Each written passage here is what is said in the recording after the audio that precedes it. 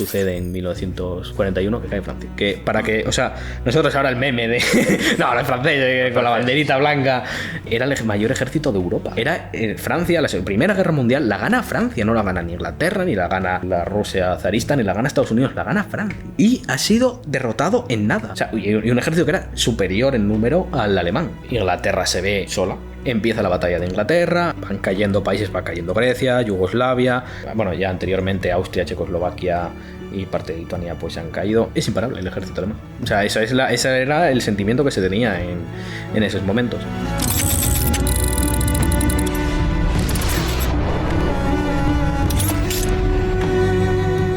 Buenas a todos, bienvenidos a La Voz del Norte, bienvenidos a un nuevo episodio. Y después de 10 podcasts, 10 o 9 si no me equivoco, viene aquí de nuevo una persona que yo creo que ha sido la que más ha marcado este proyecto. Vamos a hablar hoy de diversos temas, sobre todo de guerra, de historia. Por supuesto que está al lado mío, Tomás.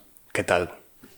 Tiempo sin verte, ¿verdad? Y sin venir. Sí, bienvenido a casa. Bueno. Siempre será tu casa esta. Sí. Después de 3 podcasts que hicimos juntos, el último fue el 9. Sí, el de los videojuegos, si no me equivoco. Sí, el de en videojuegos en contexto histórico, pues...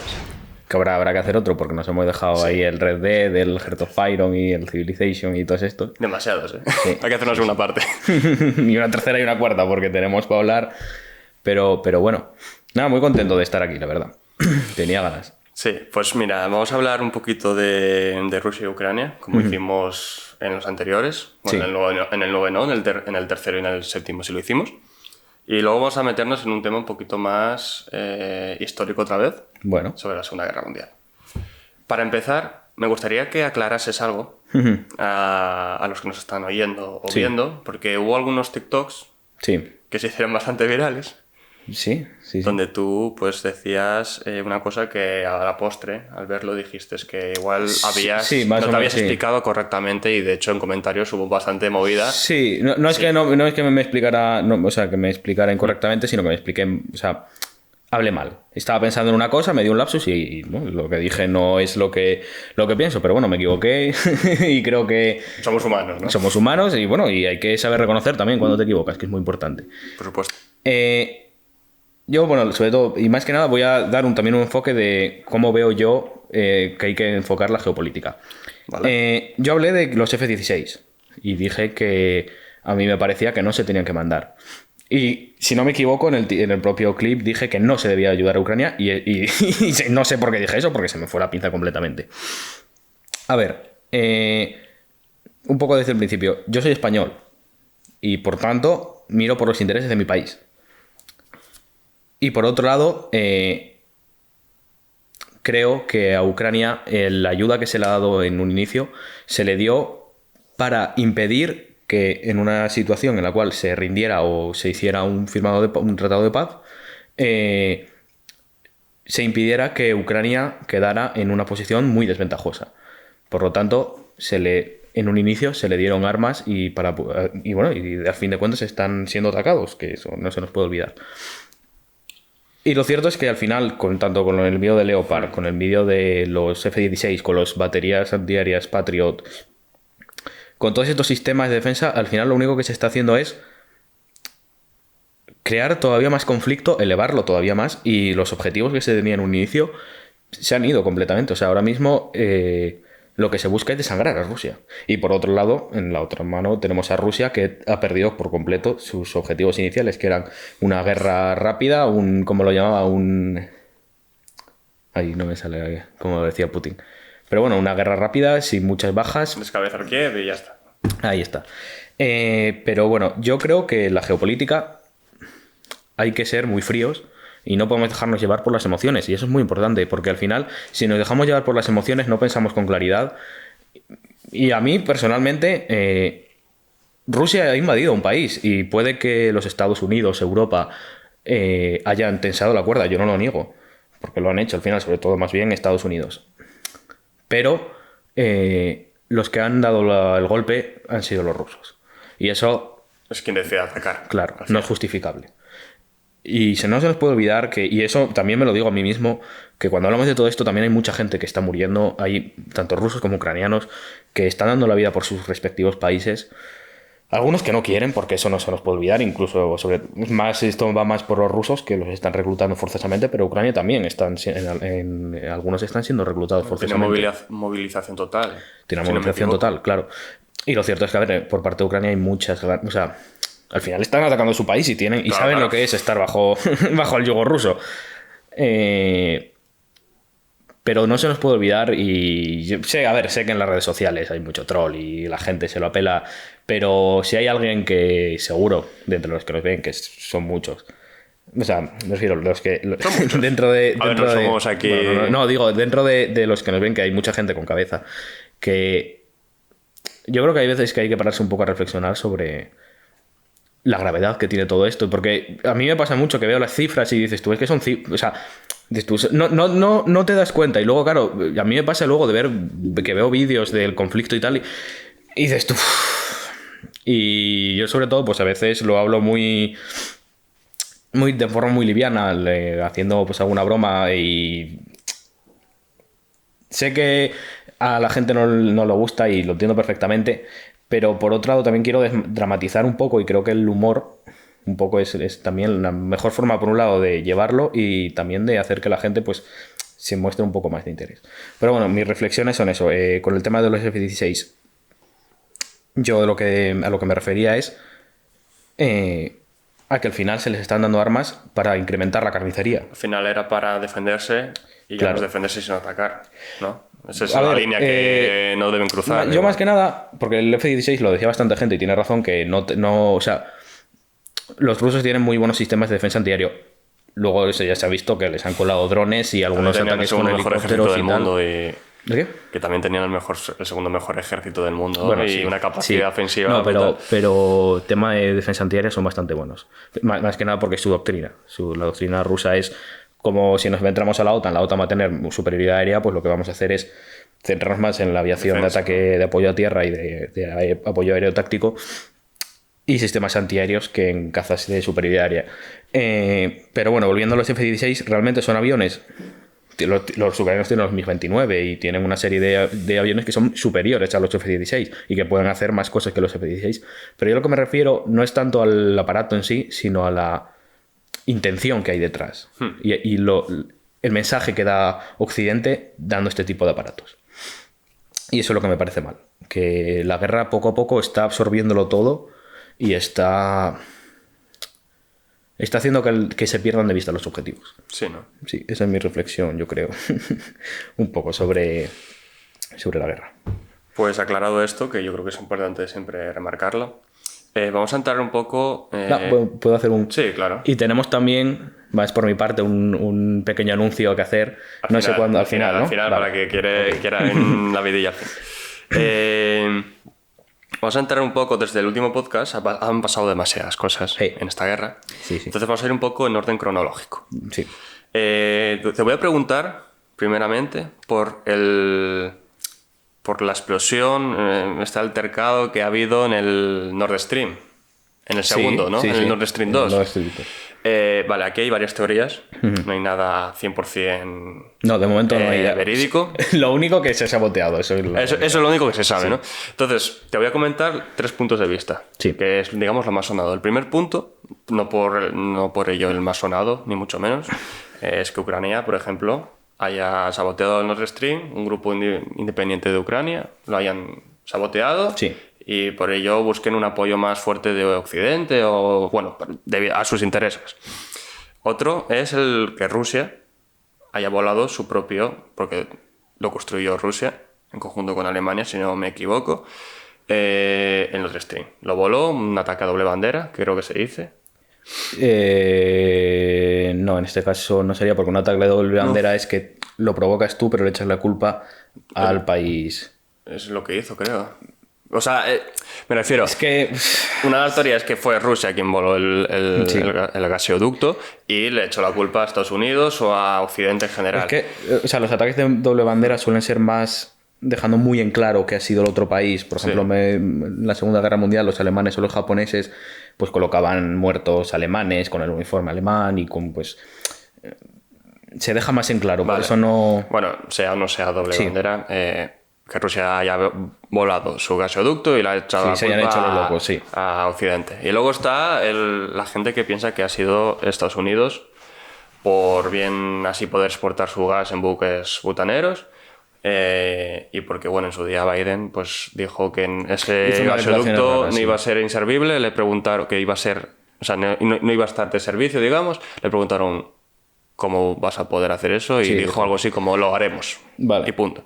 Entre estas tres opciones me gustaría preguntarte cómo ves cada una de ellas y ahora ya personalmente, bajo tu juicio, Sí. ¿cuál crees que ha sido el suceso o cuál ha sido el país que está detrás? Vale. La que me parece menos factible es la de tropas ucranianas. A mí también. Más que nada porque no tienen los medios en esa zona, yo creo, para saltarse. O sea, al final los que están protegiendo la zona es Alemania, si no me equivoco está Noruega, está, me parece, Dinamarca. Quiero decir, Ucrania no tiene los medios para poderse saltar todos los sistemas de seguridad que tiene. Esa descartada. La siguiente, yo creo que es la que, por lo menos junto con que ha sido Rusia, la contraparte de que ha sido Estados Unidos, es la más, no sé si la más, pero hace mucho ruido, sobre todo porque un periodista que era un premio Pulitzer se llama, si no me Sí, equivoco, igual sí. sí. No sé cómo se llama. Sí, que de hecho me pasaste tú la noticia. Sí, te lo pasé, te lo pasé. Y decía que había sido Estados Unidos en cooperación con Noruega porque tienen una base de buzos de fuerzas especiales ahí cerca. Y decía como que habían... Bueno, era una cosa un poco rara, que habían puesto explosivos en el Nord Stream, que habían dejado una boya, que se habían marchado y luego con un avión, al cabo de un tiempo, si no me equivoco, la detonaban. Vamos a ver, este señor no ha dado ninguna prueba. ¿De qué país es? Es ¿Sabes? estadounidense, si no me equivoco. Este señor no ha dado ninguna prueba. En una acusación tan grave, yo creo que pues, tienes que dar pruebas, no teorías infundadas.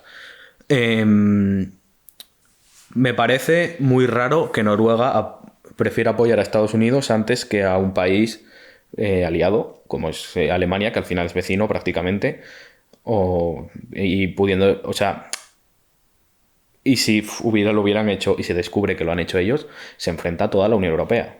Y para mí, ese es el punto más grande.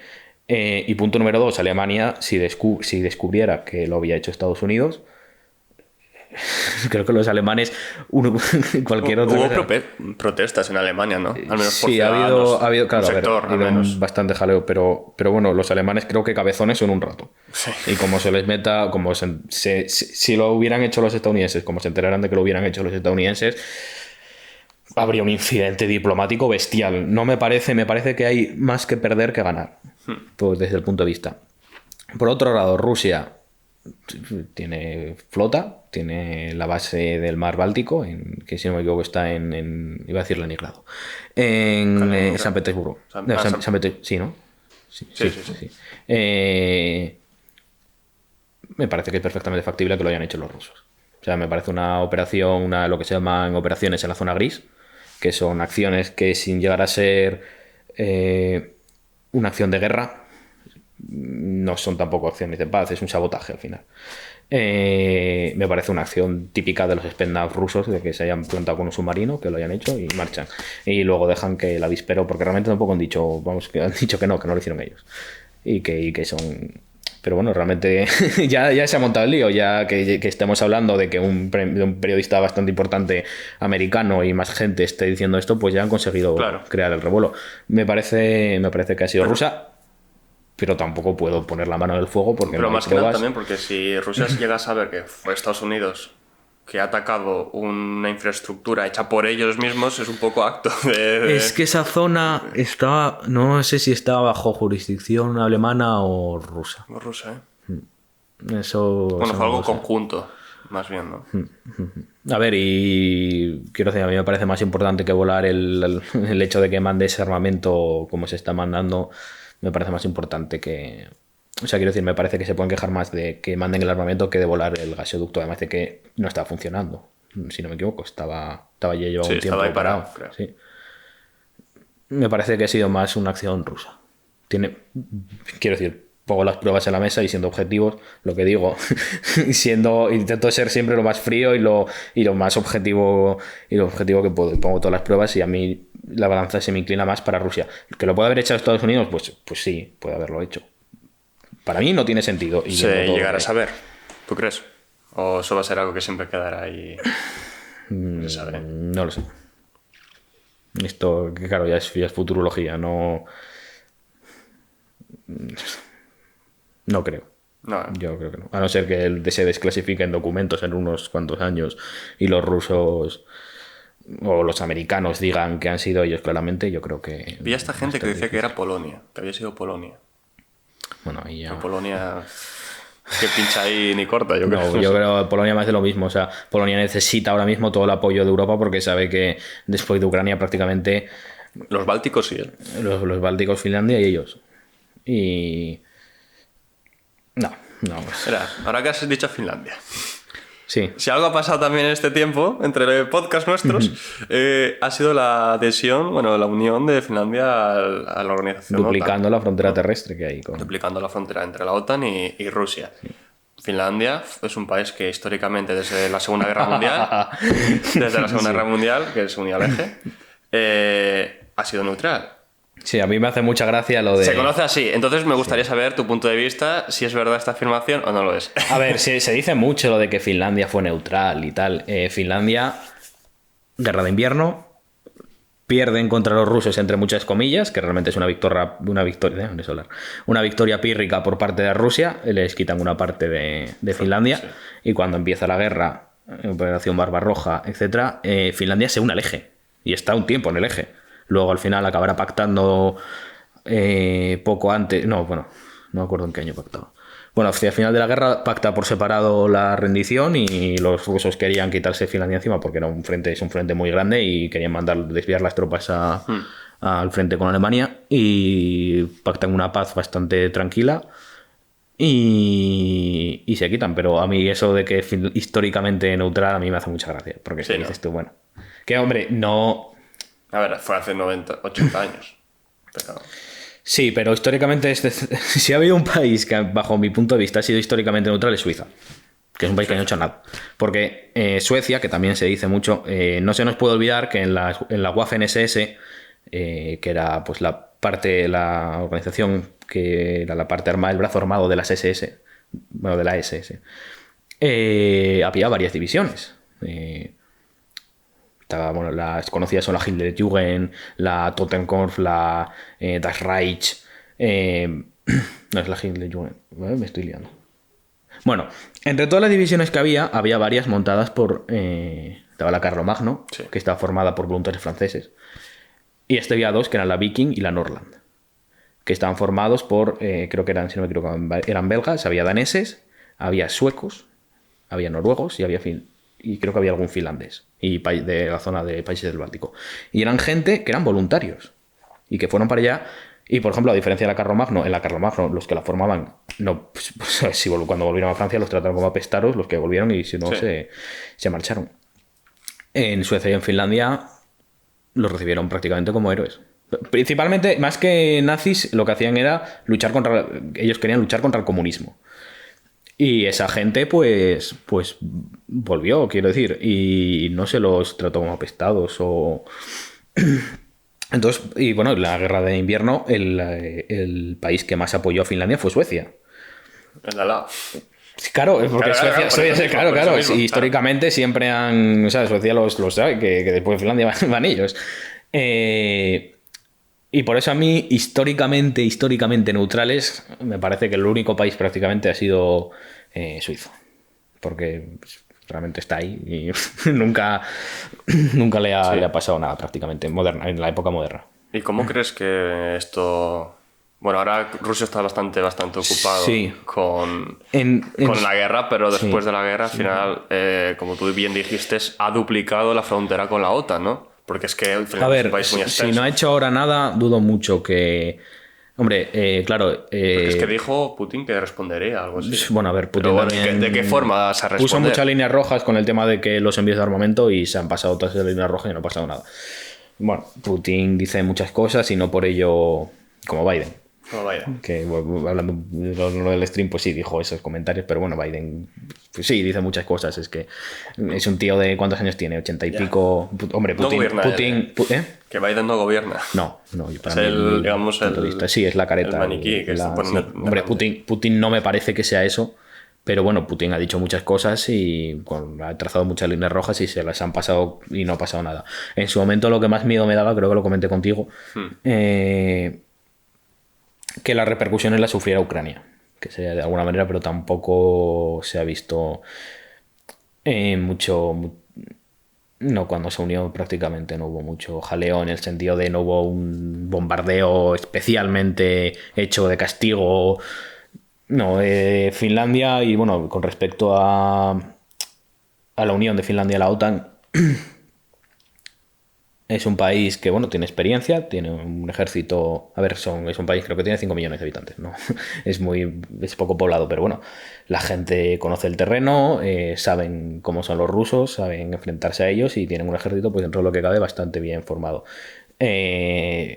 Suecia también puede que se una, tiene jaleo, si no me equivoco, porque tienen refugiados turcos y hay un jaleo ahí montado de. Pero bueno, ya hace ejercicios con la Marina, con las fuerzas aéreas de la OTAN y pues, realmente para mí es cuestión de tiempo. Si se metió Finlandia, Suecia también. ¿Y cómo ves esto? Porque, claro, el conflicto de Ucrania también viene dado porque Ucrania quería unirse a la OTAN. Bueno, y. Pero me refiero. En teoría había unos tratados o unos acuerdos de que la OTAN no se extendiese al este y lo ha hecho. No sé cómo ves todo este panorama. Yo lo de si Finlandia... tú entiendes el cabreo de Putin, no para justificar una guerra, evidentemente, pero ¿cómo ves este, digamos, incumplimiento de Occidente? Mira, el incumplimiento... O cada país es libre de hacer lo que quiera, ¿eh? Yo realmente, o sea, Ucrania sobre todo por el hecho de que le declaró la guerra fue porque el presidente ya no era una marioneta de Putin. Ese fue el principal motivo y Putin quería recuperar el control sobre, igual que tiene en Bielorrusia, que claro, Bielorrusia pues es un maniquí, una marioneta. Y yo creo que Finlandia es el refrán este de cuando veas las barbas de tu vecino cortar, con las tuyas se remojan. Finlandia ha dicho, hostia, estos les han atacado a estos, es que después de Ucrania voy yo. Porque no está en ninguna, no está ni en la Unión Europea, ni en la OTAN. Bueno, la Unión Europea no está, ¿no? ¿Quién? Finlandia, no. No, vale. No, si no pongo uno. Sí, pues ahí igual me estoy colando. Pero bueno, quiero decir, ha dicho, vale, pues después de esto voy yo. Pues, ¿qué hago? Al final la OTAN lo que vende es protección, seguridad, es un pacto de protección. Y ha dicho, pues si esto me van a atacar, pues yo me pongo. Con respecto a los tratados y tal, pues yo creo que ya estamos en otra dinámica, el mundo está cambiando muy rápido, estamos en otro contexto y ahora mismo, pues de la misma manera creo que si en el momento en el cual se pongan a lanzar, si ocurre, se lanzan algún artefacto atómico, nuclear, de hidrógeno o lo que sea, yo creo que España, Italia, Portugal, Grecia y bueno, los países que realmente menos en contacto estamos con el problema de Rusia y tal, nos deberíamos salir de la OTAN de alguna manera, porque al final, lo que he dicho, nos vemos arrastrados, ¿no? Que nos veríamos arrastrados. Claro, y que realmente la OTAN lo que brinda es protección. Si no es capaz de darte protección, ¿qué haces ahí? Vamos, lo que digo, yo miro por mi país. Yo miro crees por que lo harían? Llegado el momento, ¿lo harían? Salirse de la OTAN. Salirse de la OTAN. A saber. Bueno. A saber, no lo sé. Eso ya es adivinar. Sí, no lo sé. Vamos con otro apartado también que ha pasado, es la polémica de la munición de uranio empobrecido, que lo digo yo. Sí, ha sido sobre todo porque el tipo de el tipo de carro de combate que han mandado los británicos ha sido el Challenger, que es un carro, bueno, creo que Megatron, el Transformer, ¿te das cuenta? Sí. Creo que era el carro de combate de la película, creo que era un Challenger, si no me equivoco. De hecho, creo que hay Challenger que llevan el logo de los Decepticons y tiene una pegada muy suave. Tiene un cañón y entonces lo que usan son municiones de uranio empobrecido que tiene más penetración que ha habido mucho revuelo con lo de que les volaron el polvorín y tal. Yo realmente, pues hombre, claramente ecológicamente es un desastre. Ahora, Porque es munición radioactiva, entiendo. sí, tiene un componente radioactivo, pero la pólvora y los dispositivos termobáricos y, bueno, los dispositivos, bueno, propiamente dicho, un vehículo cuando explota o el combustible que tiene es muy contaminante también. Ha sucedido lo de la presa de Novakovka, se llama, si no me equivoco. Soy un desastre con los nombres. A ver, me parece que es muy sonado y ha sido muy sonado, pero hay cosas que han sido para mí un desastre muchísimo más grave. Hay centrales nucleares que están ahí, que dicen que igual les han bombardeado o tal. A mí lo de la munición me parece anecdótico, sinceramente. Nah, O sea, tiene importancia, sí, tiene relevancia, porque al final... Pero se sacó más importancia a la que tiene, ¿no? Al final. Sí, se le ha dado mucho bomba, pero quiero ¿no? decir, claro, y quiero decir, un bombardeo de artillero de cuántos años casi llevamos con la guerra, están siendo... Es contaminante la guerra, es muy contaminante todo prácticamente. O sea, solo hay que ver cómo han quedado las ciudades o bosques o que quedan completamente arrasados, pues sin necesidad de dispositivos. Pero bueno, un bombardeo también es lo que es al final. Pues vamos a entrar un poco ahora ya en la actualidad de la guerra. Si no ha habido algún suceso a la par importante que estas. Wagner igual habría que... El grupo de Wagner, es verdad. Es verdad, el grupo Wagner. Se montó un pifostio de la hostia. Se ha montado, yo lo estaba viendo, de hecho, yo pensaba marcharon que a Moscú. O iban a Moscú, se quedaron a nada. Sí, se quedaron a nada. Quiero saber por qué. A ver, Wagner, el jefe, que se me acaba de ir el nombre, se llama Proyoski, si no me... Bueno, era cocinero. Él tenía una cadena de restaurantes. Empezó con, si no me equivoco, perritos calientes. Sí. Y bueno, al final acabó montando restaurantes de lujo, porque bueno, era un tío pues que también se presupone, supuestamente, se apoyó en la mafia y en este tipo de... Bueno, a ver, quiero decir Rusia. Y fue escalando. Y al final sus restaurantes pues eran un centro de reunión. Quiero decir, estuvo Bush en uno de sus restaurantes, en una reunión con gente del Kremlin. Y bueno, Putin al final pues los tenía un poco como un sitio seguro. Y pues Rusia el poder lo tiene estructurado de manera que no hay una persona que tenga todo el poder completo, porque en Marruecos, por ejemplo, pasa algo parecido. Si tú permites que vaya sectores que concentren muchísimo poder, eso te deja expuesto a que en el caso de que haya una guerra civil o un levantamiento armado, gran parte de ese poder se vuelva en tu contra. Y entonces lo tienen muy segmentado. Tiene a sus oligarcas que cada uno pues controla. Y pues este señor, de cuyo nombre me acabo de olvidar y soy... ya, es que lo digo, los nombres... Asteriscos, con eso sí. No pasa nada. Le propone a Putin crear un grupo armado a raíz del 2014, que empieza a ver que Occidente ya vuelve otra vez a mezclarse con políticas y en la zona de influencia rusa. Crea el grupo Wagner para operar principalmente en África, en Níger, en Mali, en Etiopía. ¿Y qué es lo que principalmente vende? Bueno, Rusia en general con el grupo Wagner lo que hace es vender protección, vender seguridad. Dice que necesitas que hay un grupo terrorista armado que te está dando por saco, pues te cojo y te mando vehículos blindados, te mando ametralladoras, te mando armamento pesado anticarro, o bueno... Y junto con eso, pues también vende mercenarios, que no son, o sea, son mercenarios, pero son unos mercenarios, son contratistas, son un poco raro porque al final a Wagner el que le suministra es el propio ejército de la propia Rusia, vaya. Y pues en Mali, por ejemplo, ha conseguido que el gobierno acabe echando a Francia. De hecho, creo que el único país que queda en Mali es España. Hay una misión internacional. Es muy importante, por cierto, todo el tema de África, más que nada porque son países que... son muy susceptibles de que haya levantamientos, de que haya grupos terroristas, con lo cual son muy inestables. Al ser muy inestables, la población, como es natural y normal, emigra, huye. ¿Y a dónde huye? A Europa.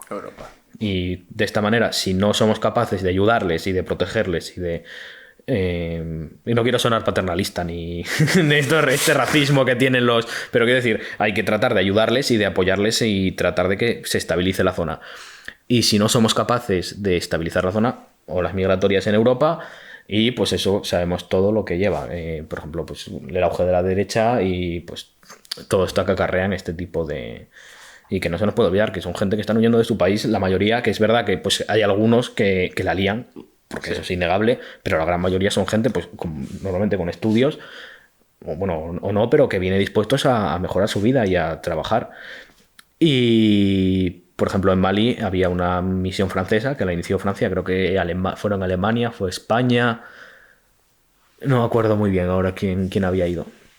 Pero al final el grupo Wagner lo que ha conseguido es quitar a Francia a su favor. O sea, quedando el grupo Wagner como el principal... Y mantener este tipo de misiones Sí.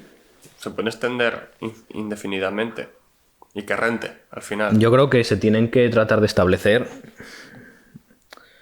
hasta que ya se ha establecido, tratar de entrenar tropas, tratar de ayudar al final. O sea, quiero decir... O sea, que estén preparados, ¿no? Supongo. Que estén preparados, claro. Luego pasa lo que pasó en Afganistán, que... Sí, es el ejemplo de un poquito para mal de lo que puede pasar. Sí, pero claro, a ver, también Afganistán es un país que lleva en guerra mucho tiempo. O sea, creo que más de 50 años. Y que tiene una base, o sea, es un país que está completamente destrozado y al final lo que querían pues era paz. Y no iban a empezar otra guerra civil. Y pues al final hay que tratar, yo bajo mi punto de vista lo que hay que hacer es tratar de ayudar y que realmente, aunque nos queden muy lejos, tienen muchas repercusiones. Y por ejemplo a nosotros, principalmente a donde van a llegar los refugiados es a Turquía y a Marruecos.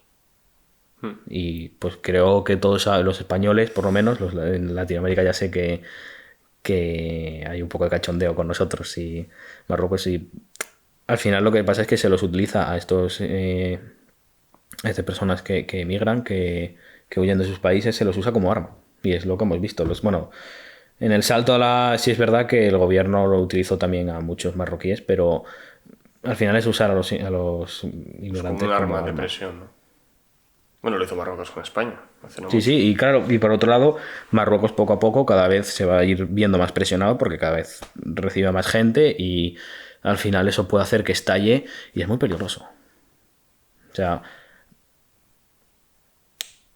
quiero decir, es un régimen que no está muy bien, o sea, ya lo comentamos, me parece, en el podcast en el que el rey... Está la gente un poco desilusionada con él y bueno, ha habido varios intentos de golpe de estado recientemente en las últimas décadas y por ejemplo, o sea, creo que el ejemplo más claro cuando hay este tipo de situaciones creo que es Argentina con la guerra de las Malvinas. Como el país está tan mal, lo que vamos a hacer es crear un enemigo en el exterior y tratar de unificarnos. ¿Qué hacemos? Le declaramos la guerra a Inglaterra para distraer la atención. Sí. Nosotros tenemos Ceuta y Melilla que están todo el rato haciendo tienen reclamaciones territoriales, aunque con esta nueva... Esto que hizo el PSOE con Sánchez, sí. Sí, que a ver, yo dudo muchísimo que se vayan a olvidar del tema porque... Y con las Canarias y bueno, es preocupante. Bueno, y Wagner al final lo que hace es tratar de debilitar a Europa en África. Ese brazo es un brazo más de Rusia, pero en África. Y además está China entrando en África también, haciendo lo que le da la gana.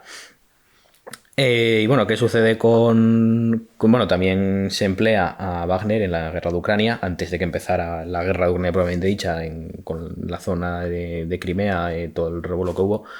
Como no podía mandar soldados propiamente dichos, porque sería una invasión, lo que hicieron fue mandar a los prorrusos y a contratistas, que fue Wagner. Pero bueno, principalmente Wagner se crea para operar en África. ¿Y qué sucede? Nos vamos al 24 de febrero cuando empieza la guerra de Ucrania y pues se emplea a Wagner como un arma más cuando se empieza a ver que la guerra no se va a ganar de forma fácil y se emplea a Wagner. Creo que te lo comenté alguna vez, que a mí me recuerda un poco a la Waffen-SS. Sí. En el sentido de que es otro brazo armado del país. que está suministrado por el Estado y que al final lo que hace es competir con el ejército por recursos. Una cosa que hizo, por ejemplo, muy inteligente Wagner fue reclutar a gente del ejército, a Spetsnaz, a paracaidistas, gente de artillería, carros de combate, como tiene, por así decirlo, tiene más dinero, en el sentido de que no tiene los mismos gastos que tiene el Estado ruso. Puede ofrecerles mejor sueldo y lo que hace es atraerse a gente del ejército. Con lo cual su poder todavía crece. Bueno, llegó a tener aviación.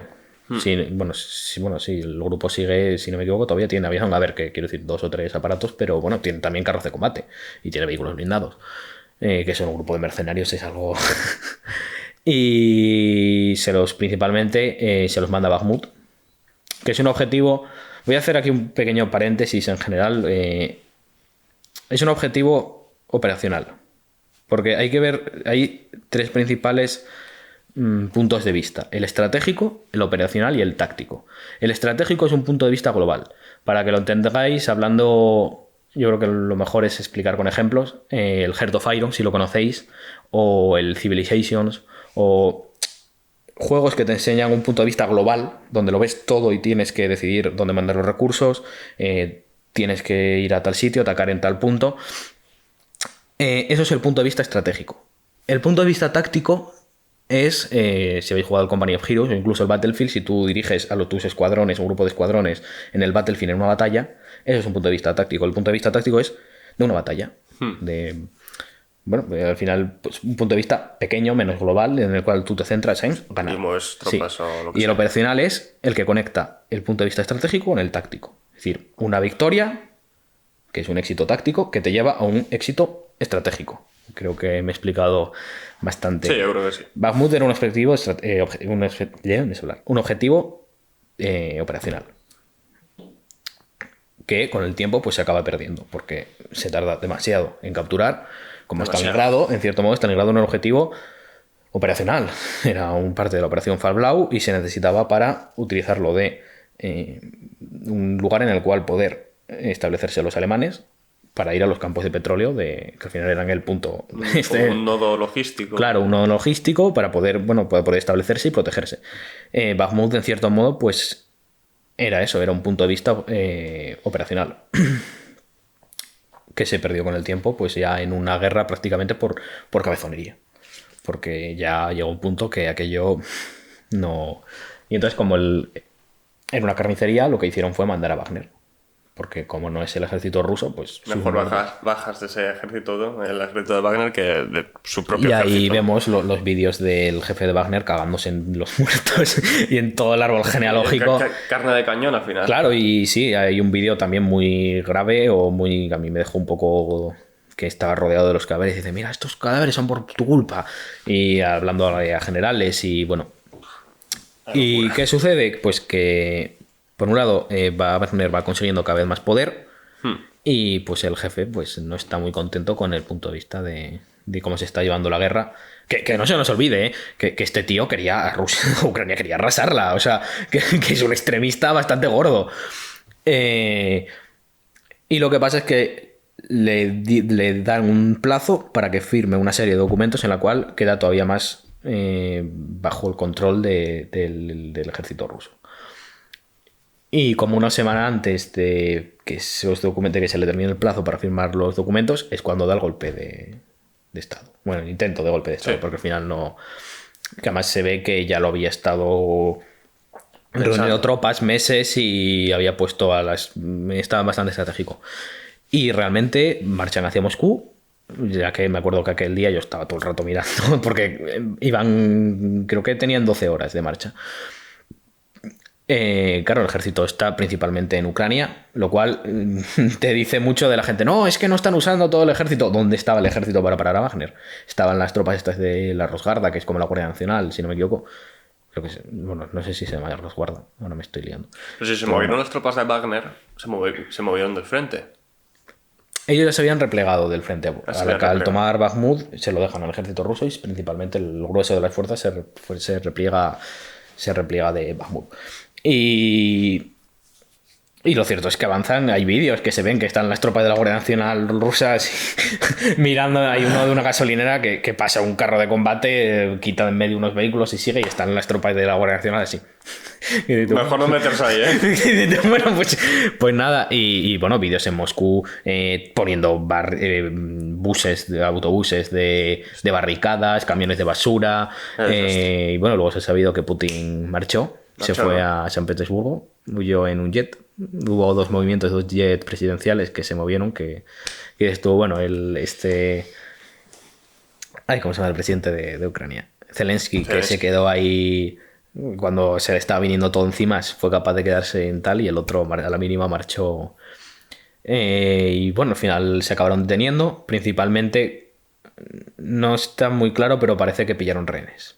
Los rusos, que pillaron familiares de... Y bueno, al final, claro, si se va Putin, pues tomas Moscú y ¿qué haces? Y además de que eran 24.000, me parece, el ejército ruso, pues hombre, antes o después se acaba reaccionando. Sobre todo, lo más importante de todo esto, Wagner sigue operativo a día de hoy y se lo va a mandar ¿cómo se paró al final? ¿Cómo se paró este intento de golpe de Estado? Empezaron negociaciones y se detuvieron. Y a ver, en el momento en el cual se detienen, pues pierden lo que se llama el momentum, que es pues la sorpresa, la capacidad de ruptura, y se acabaron atrincherando creo que a 200 kilómetros de Moscú, una cosa así. Bastante cerca, o sea, quiero decir. Para lo grande que es Rusia, es bastante cerca, es como de aquí a León, casi. Sí, realmente, sí. De Gijón a León. Y pues principalmente eso, pues yo creo que pillaron rehenes, que lo habían dicho, y luego pues al final, si se va Putin, ¿para qué tomas la capital si no tienes un seguro? Quiero decirte, porque si capturas a Putin pues puedes usarlo de rehén. Es que tú ponte la situación de Rusia con el frente de Ucrania abierto y luego con la guerra civil contra el ejército de Wagner, es que se hubiese liado uno. A ver, los han puteado mucho a Wagner. Lo cierto es eso, que por parte del ejército, como hay esa competición, pues había muchos piques y mucho jaleón por parte del ejército. Luego, bueno, los vídeos donde él se cagan los muertos de los generales rusos y al final, pues él lo que pedía, si no me equivoco, él no quería quitar a Putin del poder, él lo que quería era cargarse al ministro de Defensa y a al jefe del Estado Mayor, si no me equivoco, que creo que a día de hoy siguen ahí. Al final, pues ha conseguido en cierto modo, parece, y yo creo que va a durar poco, también te digo. Pero por lo menos Wagner sigue operativo. Es bastante gente y están bien entrenados, son soldados profesionales al final, por mucho que sean contratistas, y saben combatir en Mali, y bueno, pues se los va a devolver a Mali. Sobre todo el mayor beneficiario de todo esto ha sido Ucrania, que mientras estaban ahí pues hizo algún contraataque, no llegó a traspasar porque, bueno, hablaremos ahora de la actualidad, pero bueno, al final lo que deja claro que hay dentro de Rusia pues está empezando a haber bastantes conflictos de intereses, y bueno, que está pasando factura la guerra, desde luego. Pues vamos a pasar ahora a la actualidad. ¿Cómo está ahora mismo la guerra de Ucrania y Rusia? Ahora mismo, a día de hoy, igual en 3 días se vuelve todo un... A día de hoy está habiendo bastante jaleo. Están perdiendo, principalmente están teniendo más bajas los rusos, así que yo diría que están atacando, pero están atacando y contraatacando tanto unos como otros, principalmente en Robot... ¿Cómo se llama la ciudad esta? Bueno, por lo que se llama Robotín, me parece. Bueno, ponme los asteriscos. Se empieza con Robot... En pronunciación, yo creo que acertar no acertamos, sí. Está habiendo bastante jaleo. Parece que los ucranianos... A ver, la cosa es que están muy bien defendidos los rusos. Se han atrincherado muy bien y están muy bien protegidos. Y bueno, por cierto, se han perdido, creo que ya van 12, 14 Leopard. Ya 12, 14 Leopard. Se han destruido, sí. Y había un vídeo que a mí, bueno, no me molestó, pero de un Leopard capturado que dices tú, bueno, da cosa. Por otro lado, también, por ejemplo, vi uno de un Leopard en medio de un campo de minas que le habían reventado las cadenas y estaban ahí los ucranianos tan tranquilos y dices tú, a ver, o sea, los campos de minas, si te tienen un vehículo como es un Leopard, bueno, un vehículo en general, lo que tú no tienes que hacer a continuación es machacarlo con artillería, aprovechando que está... Y estaban ahí y seguramente, no sé si lo recuperaron al final, pero desde luego dice bastante la defensa rusa. Pero bueno, por otro lado están bien atrincherados, están Bueno, no están terminando de romper el frente los ucranianos. Como mucho los empujarán. Hay que diferenciar entre un empuje y una ruptura. Si tú rompes la línea de frente, eso provoca que tú desbordes a tu enemigo, que permitas hacer una serie de movimientos que puedan embolsar, sí. Embolsar, o si no embolsar, obligarle a abandonar las posiciones defendidas, y realmente lo que están haciendo ahora los ucranianos es empujar. Que pues sí avanzan, pero no rompen, no provocan un caos en las líneas enemigas. Eso es un poco la situación. Parece que en la zona de Bakhmut, en el corredor terrestre, está habiendo bastante jaleo. También apuntar que volaron una parte del puente de Estel que conecta Crimea. Que Es verdad, sí. A continuación les reventaron una capilla en Odessa, me parece. Sí. Pero una iglesia, me parece que había. Sí, una catedral o algo así. Sí. Un desastre. A ver, no la habían bombardeado como la podían haber bombardeado. Era un patrimonio mundial. Sí, no le metieron un zambombazo como le podían haber metido, eso es cierto. Parece que no mandaron el misil estaba... No tenía carga explosiva. Pero que bueno, ahora sí, hicieron un destrozo bastante gordo. Y luego se han salido los acuerdos del grano, Rusia. Lo cual, pues... crea un problema bastante grande, principalmente para países de África, porque claro, al impedir que salga el grano ucraniano, hay menos cantidad de cereales en el mercado. Por lo tanto, el producto, pues, por ejemplo, Europa puede pagarlo. Europa va a pagar lo que sea necesario porque tienen dinero, pero África, por ejemplo, al encontrarse los vendedores, al encontrar un comprador como Europa que va a pagar más, se lo van a vender a él. Y países como África pues se van a encontrar con que hay todavía más escasez cuando ellos necesitan con lo cual es un problema gordo y habría que ver. También han hecho una cumbre África y Rusia porque claro, Putin tampoco lo que quiere es ponerse en contra de todos los países de África precisamente, y habría que ver cómo acaba esta situación. Por otro lado, pues está Corea del Norte vendiendo municiones. Al final, tanto Corea del Norte como Corea del Sur son países que se preparan para una guerra. Entre ellos, sí, a ver, Corea del Norte lo cierto es que sigue en guerra con Estados Unidos. No se firmó la paz en ningún momento. Eso es cierto, o sea, aunque Kim Jong-un sea lo que sea. Un poco raro que el presidente, bueno, con Trump, no con Biden, haya ido a Corea del Norte cuando en teoría esos países están en guerra. Sí, un poco XD, ¿no? O sea, no en guerra exactamente, pero no se firmó una paz como tal. Entonces, se puede reanudar. O algo así, claro, quizás. Se puede reanudar el conflicto en cualquier momento. Por eso están como están. Claro. Dejando de lado el tipo de sociedad que es y todo esto. Y entonces, pues, como se están preparando para una guerra, tienen mucho. Para una guerra. Corea del Norte tiene armamento. Bueno, a ver, a mí me parece que perro mordedor que pues sí, tendrá armamento nuclear, habría que ver cómo lo tiene, en qué cantidades y de qué tipo. A mí me parece que el hecho de que esté todo el rato haciendo ruido, bueno,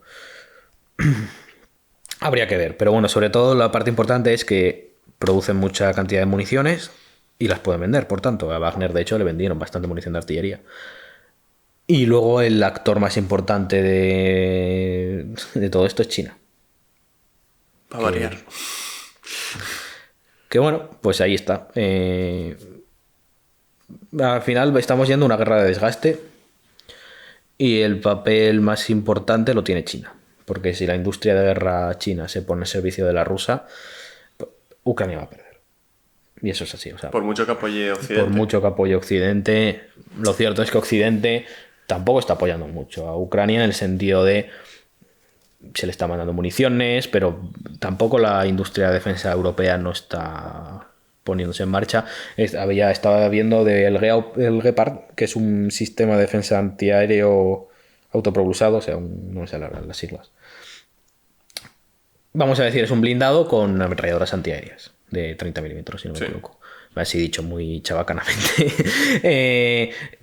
Iban a mandarlo si estaban teniendo unos jaleos porque se había descontinuado la producción, no encontraban gente para poder preparar los software y los ordenadores del vehículo, porque ya no quedaban en la empresa. O sea, Europa está de momento, pues sí, manda municiones y tal, pero no se está poniendo no está activando la industria de defensa y por tanto pues Ucrania no se la está apoyando. Sí, es verdad que Estados Unidos está apoyando muy fuertemente, pero claro, si China se va tanto la industria rusa como la China al servicio de Rusia, la balanza completamente la ponen del lado. Lo último que había oído sobre China es que China había adoptado un papel un poco de buscar la paz, ¿no? Y la neutralidad. Claro, a ver, China está preparándose para una guerra con Estados Unidos. Sabe que ahora mismo no es el momento, porque depende mucho de, precisamente, de las ventas depende de Europa y depende de Estados Unidos mucho. Y sabe que en el momento en el cual apoya a Rusia, Estados Unidos se le va a echar el cuello, y Europa.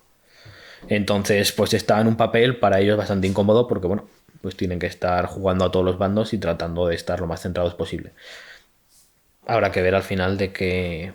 Luego también está la cuestión de Taiwán, que ellos pues apoyan también, claro, o sea, realmente en este sentido esto más de parte de Ucrania que de parte de Rusia, porque si apoyan a Rusia, en cierto modo están tirándose piedras sobre su propio tejado con la cuestión de anexionarse Taiwán.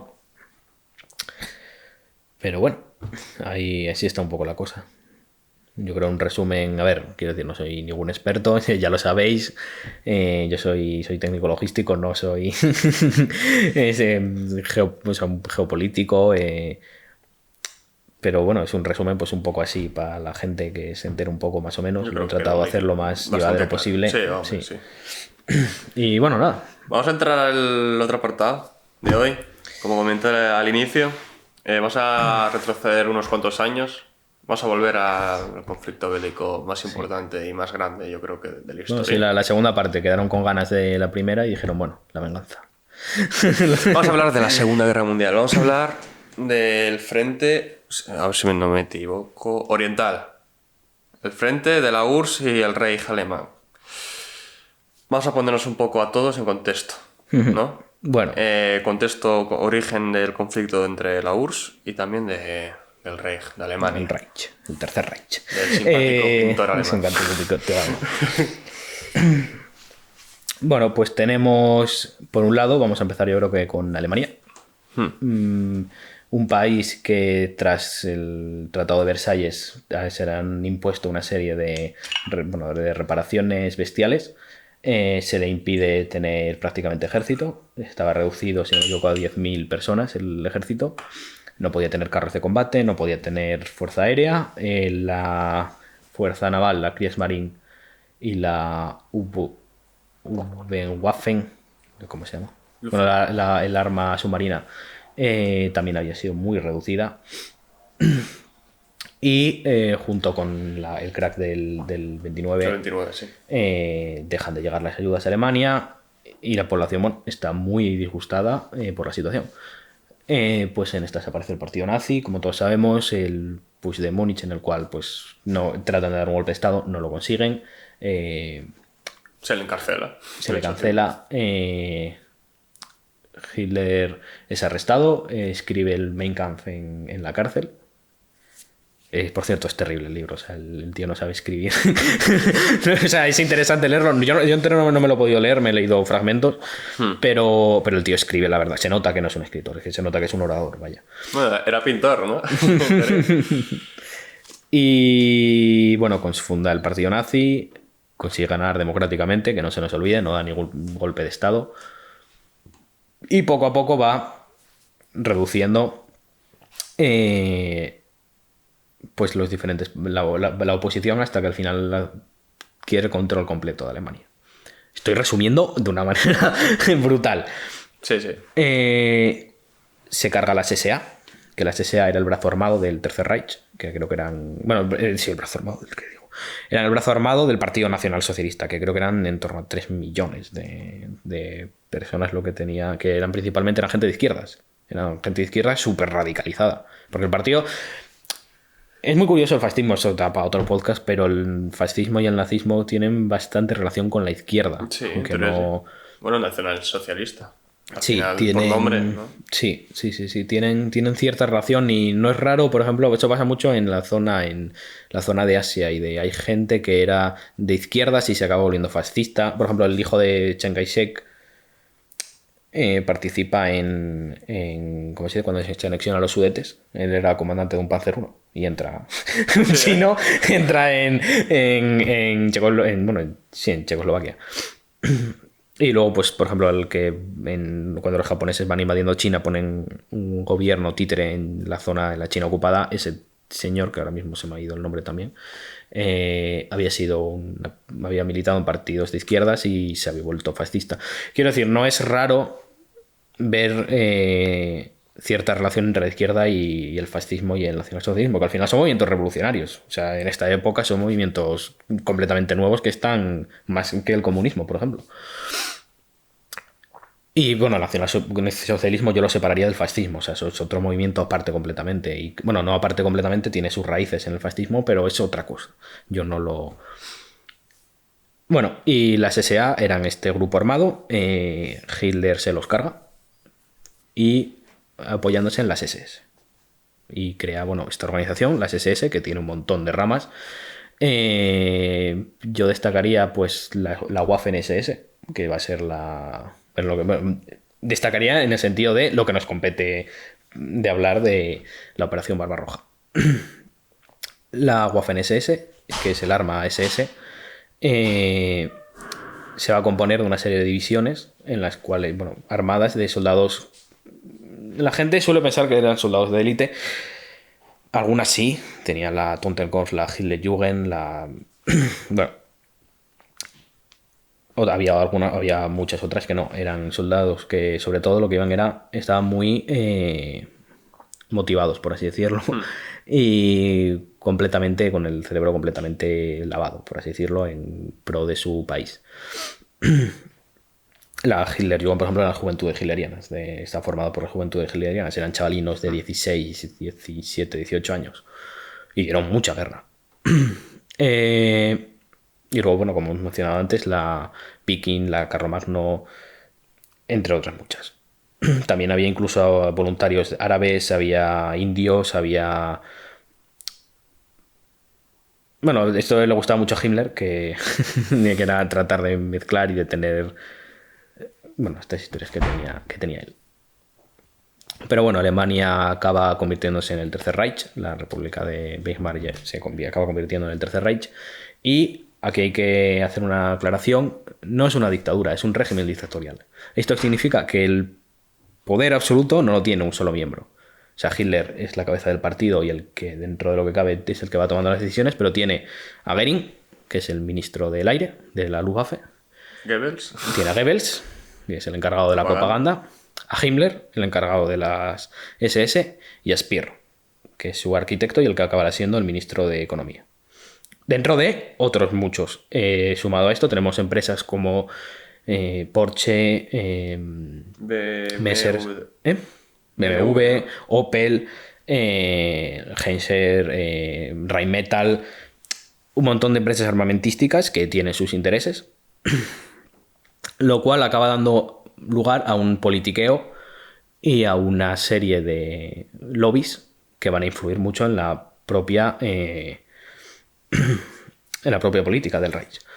Y bueno, sumado a eso, Hitler principalmente, por un lado, se produce el exterminio judío, el holocausto judío, quita de muchos puestos a judíos y pone alemanes, pero lo cierto es que también consigue, mediante los bonos MEFO, consigue sanear la economía, principalmente invirtiendo en armamento, y conseguir reavivar propiamente Alemania, que siempre se dice lo de no, es que quitó a los judíos. Bueno, hizo más cosas que solo quitar a los judíos.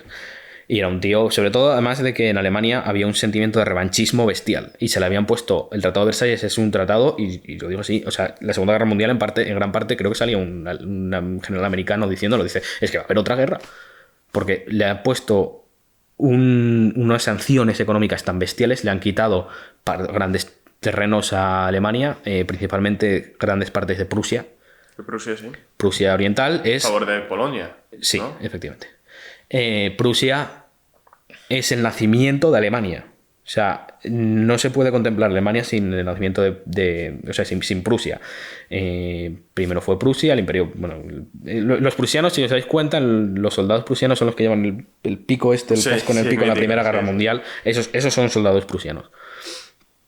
Y primero hace una coalición, la coalición de alemana del norte, si no me equivoco, y luego ya crea la propia Alemania. Y pasa a llamarse Alemania en vez de Prusia. Y les han quitado grandes territorios, se les impide tener... el ejército se ha reducido prácticamente a una fuerza policial y no pueden tener aviación. ¿Cómo pasamos de esto a tener uno de los mejores ejércitos, por no decir el mejor ejército del mundo, en un plazo de pocos años? Bueno, lo que hacen... ¿En una década? Menos. Sí, prácticamente, sí. Desde la accesión de... Bueno, no solo esto, lo del ejército no solo es el partido nazi, el partido nacional socialista lo que hace es aprovecharse de la estructura que se ha creado. Lo que hacen los oficiales alemanes muy cucos, dicen, vale, pues tenemos muy poca gente en el ejército, ¿qué vamos a hacer? Vamos a formar oficiales y suboficiales. Principalmente suboficiales. El ejército alemán, su espina dorsal son los suboficiales. ¿Por qué? Pues porque un suboficial, aparte que estaba entrenadísimo, en el arte, ¿cómo se llamaba? La doctrina alemana, la doctrina de armas combinadas. No, la doctrina de armas combinadas es pues el Sperrpunkt, lo que se llama la guerra relámpago, que bueno, se la llama mal. La Blitzkrieg. Blitzkrieg. Pero realmente esto es un nombre que le dio el Times, quiero decirte. Bueno, la doctrina del punto de esfuerzo principal. Se los entrena principalmente para que sean capaces de desempeñar su función y su superior. Es decir, un cabo tiene que saber hacer su función de cabo y la función de sargento, por ejemplo. De manera que si el superior cae, él va a ser capaz de reemplazarlo. Y esto es lo que va a permitir, por otro lado, se les da muchísima flexibilidad al soldado, a los suboficiales. Por ejemplo, por poner un ejemplo, a un ruso le dicen, tienes que capturar tal colina. Vas a ir por este camino, por aquí, tiki, tiki, tiki, y tomas la colina. A un suboficial alemán le dicen, toma esa colina, arréglatelas. Como quieras tú. Claro, y entonces pues ya el suboficial puede pedir apoyo aéreo. Sí, más libertad tiene mucha más libertad. De hecho, la OTAN tiene en cierto modo a esta doctrina, que se me ha ido el nombre de cómo se llama. Soy un desastre completo. Joder, no me doy cuenta del nombre. Bueno, por un lado tenemos eso con respecto al ejército de tierra. Por otro lado, los carros de combate, que es, yo creo, los principales protagonistas de la Segunda Guerra Mundial. Como demonios, sí se les había prohibido, como he dicho, como los han desarrollado. Bueno, cuando terminó la Primera Guerra Mundial, quedan dos grandes apestados.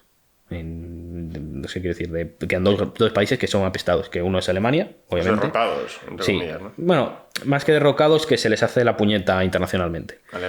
¿Alemania? Austria-Hungría no, porque Austria-Hungría ha sido completamente barrido del mapa. Y la URSS, que tras la guerra civil pues se instaura el comunismo, un régimen comunista. Y bueno, y claro, ¿qué pasa? Que como son los apestados, pues se alían entre ellos y hacen una serie de maniobras, de tratados en los cuales comparten tecnología, quiero decir, tenemos a gente como Rommel, Manstein, Guderian, que es el padre de la doctrina alemana de la guerra, de la doctrina de armas combinadas. Austrastaktik es como se llama esto que he explicado de los suboficiales. Y de tener la libertad de poder actuar. Bueno, tienen una serie de tratados Rusia y Alemania, tecnológicos, y por otro lado de materiales también. Circulan muchos materiales de un lado a otro. Y mediante estos campos de entrenamiento secretos, a cambio, como así dato, lo que hacen es que le construyen fábricas en Rusia y luego se las dan cuando terminan de hacer los entrenamientos y de construir los diferentes vehículos. Porque, que no se nos olvide, al principio antes de que llegue el Reich, tienen ahí franceses e ingleses vigilando lo que hace el ejército alemán. Y van creando su doctrina operacional. Y ellos por un lado tienen la doctrina prusiana, que es una doctrina... A ver, Prusia era un país pequeño. dentro de lo que cabe, y lo que dijo Federico el Grande, si no me equivoco, es vamos a hacer guerras pequeñas, cortas, no de alta intensidad, Sí. pero fuera de nuestro país. Porque si nuestro país es pequeño y luchamos en nuestro terreno, lo vamos a arrasar y va a quedar muy dañado y no podemos permitírnoslo. Y entonces lo que hacen son golpes muy concretos en puntos estratégicos vitales, como puede ser la capital, y de forma muy rápida vale, conquistamos este país, ahora vamos a este, porque, a ver, Prusia estaba rodeada de pequeñas repúblicas, pequeños países antes de que se unificara. Y toman esta doctrina y la juntan con las innovaciones tecnológicas del momento. Esto ya pasa en la Primera Guerra Mundial. Hablamos, me parece, de los Stormtroopers, Sí. estos soldados de choque, de asalto. Sí, sí. Los alemanes, en cierto modo, hacen eso, tratan de crear unidades rápidas de choque que sean capaces de romper el frente enemigo y rebasar, por tanto, sus defensas y permitir que haya un gran... ¿Qué pasa? Que los Stormtroopers son demasiado rápidos.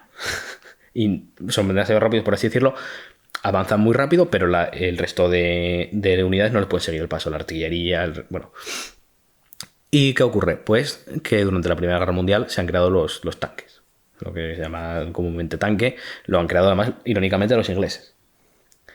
Y pues los alemanes toman estos vehículos y los van probando, van haciendo diferentes pruebas hasta que llegan al Panzer I, que es un vehículo con un blindaje, creo que tiene 5 milímetros de blindaje, un vehículo ligero con ametralladoras, pero tiene radio y... sí, tiene radio el Panzer I, sí. Y tiene dos ametralladoras, nada más. Es una tanqueta, realmente. Y va a llegar pues el momento perfecto de probarlo, donde en la Guerra Civil Española. Para variar. Sí, donde les van a dar pal pelo. Con la Cóndor, no solo con la Cóndor, van a ir diferentes. Va a tener también tropas antiaéreas. Lo de las tropas antiaéreas luego lo voy a explicar porque es bastante importante. Bastante importante. Van a descubrir una cosa. Los Panzer I les van a dar pal pelo. Sobre todo operan en la casa de campo en Madrid. Tenían que pasar de uno en uno en una zona que había un río, pasar por un agujero en un muro. ¿Y qué pasa? Que los republicanos se les tiraban con fusiles y es un blindaje muy ligero. O sea, lo atravesaban los fusiles y fueron capaces de detenerlo. Por otro lado, se van a enfrentar los T-26 rusos, que es un carro de combate ligero. Para la época era el mejor que había en tal, y les van a dar bastante, o sea, los van a machacar a los Panzer I. Entonces los alemanes, pues bueno, poco a poco con lo aprendido van desarrollando. Llega el Panzer II, que es prácticamente muy parecido al Panzer I, ligeramente más blindado, más rápido. Si no me equivoco, ya un cañón de disparo rápido, no me acuerdo ahora los milímetros. Bueno, muy parecido para tácticas de reconocimiento principalmente. Y llegamos al Panzer III, que ya es un carro lo que se conoce, esto eran carros ligeros, carro medio, con armados para cuando empieza la guerra, eran el carro más numeroso que había en el ejército alemán, armados principalmente con cañones de 37 y 50 milímetros. Y bueno, pues iban a ser los destinados a enfrentarse a otras unidades acorazadas. Después del Panzer III va a llegar el Panzer IV, que es prácticamente lo mismo que el Panzer III, un poco más grande. Si no me equivoco, en las cadenas tiene una rueda más. Y lleva un cañón de 75 milímetros corto. Se va a destinar a apoyar a la infantería, a destruir búnkeres, dar apoyo. Esto sería en el tema blindados. En el tema artillería van a haber diferentes innovaciones artilleras, y una de las cosas que se dan cuenta es, al aparecer los aviones, la aviación, se tienen que desarrollar cañones antiaéreos, y al aparecer los carros blindados, pues se tienen que desarrollar diferentes cañones y fusiles, no solo minas también, enfocadas a destruir carros. En la Guerra Civil Española, junto con la Cóndor, iban algunas unidades antiaéreas, y uno de los cañones que habían desarrollado era el Flak 88, que es un cañón, a mí me encanta, es muy guapo. Mola el nombre. Flak 88. Flak 88, parece mexicano, joder. Claro, cuando se enfrentan a los T-26 dicen, a ver, no podemos ahora mismo, con lo que tenemos no podemos enfrentarlos, pero ¿qué pasa si este cañón antiaéreo, esto estaba en los manuales de la época, que decía que si no se tenían armas antiaéreas a mano, armas antitanque a mano, se utilizarán armas antiaéreas para disparar a los vehículos enemigos? Apuntan los cañones, los Flak 88, a los vehículos rusos y los pulverizan. Sí. O sea, el Flak 88, para que os hagáis la idea, es el cañón que va a llegar el Tiger. Y el Tiger 2 va a llevar uno acelerado. Que tiene, bueno, hace que el proyectil salga más rápido y por lo tanto produzca más daños. Vaya. Este cañón va a ser el principal elemento tanto antiaéreo como antitanque. Va a haber, en el pack, los cañones antitanque además suelen llevar pack de nombre y los Flak suelen ser antiaéreos. El pack 38 y el pack 40 el pack 36 de 37 milímetros y el pack 38, si no me equivoco, de 50 milímetros. Y eso sería por parte del ejército de tierra. No quiero seguir, pues ya se podía seguir. El Luftwaffe, ¿qué hace? ¿Cómo se crea el arma aérea? Lo que hacen es fomentar los clubes de vuelo. Y que la gente, pues como era una cosa muy novedosa, que la gente se apuntaba y con eso, de esta manera, Aprendían a volar. Claro, de forma sutil van enseñando a volar a la gente sí. hasta que, pues un buen día, Goering presenta el subnormal de Goering, por cierto, porque es un tío subnormal. Yo, pequeño, no sé si sabes la SER, la cadena de... Sí. Nives con Custrina tenía un programa que a mí bueno, y creo que todavía lo tiene, que se llama, si no me equivoco, es La Ventana. Es que lo veía lo escuchaba hace ya bastante. Y bueno, había uno de los programas, hablaba de Fernando VII. Y decía que había que cuando se hablaba de él, que siempre había que poner al lado de su nombre un adjetivo calificativo. El imbécil de Fernando VII, el cenutrio. Pues con Goering lo mismo, era un puto inútil. Es un tío, para que os hagáis a la idea, él era un héroe de guerra, era un aviador. De hecho, el Barón Rojo tenía un hermano que también era piloto. Él luchó junto en la escuadrilla, si no me equivoco, con el hermano del Barón Rojo. Un tío adicto a la morfina, porque lo habían herido en la guerra y pues se volvió adicto. Al tratar con él, eso pasaba, era muy común. La morfina pues es un opiáceo y es muy fácil, se usa para tratar el dolor. Es muy fácil volverse que la gente se volviera adicto a... positivo, sí, ¿no? de hecho, la heroína iba a utilizarse para quitar a la gente la adicción a la morfina. Por eso se llama heroína, porque iba a ser la heroína que salvara... bueno, creo que no. Lo consiguió igual, ¿no? Sí, no, quitarles de... Bueno, este tío se dedicaba a hacer chanchullos. Más adelante lo veremos cuando se empieza la operación Fall-Blau, que es la operación con la cual se tratan de hacer con los campos de petróleo de la URSS.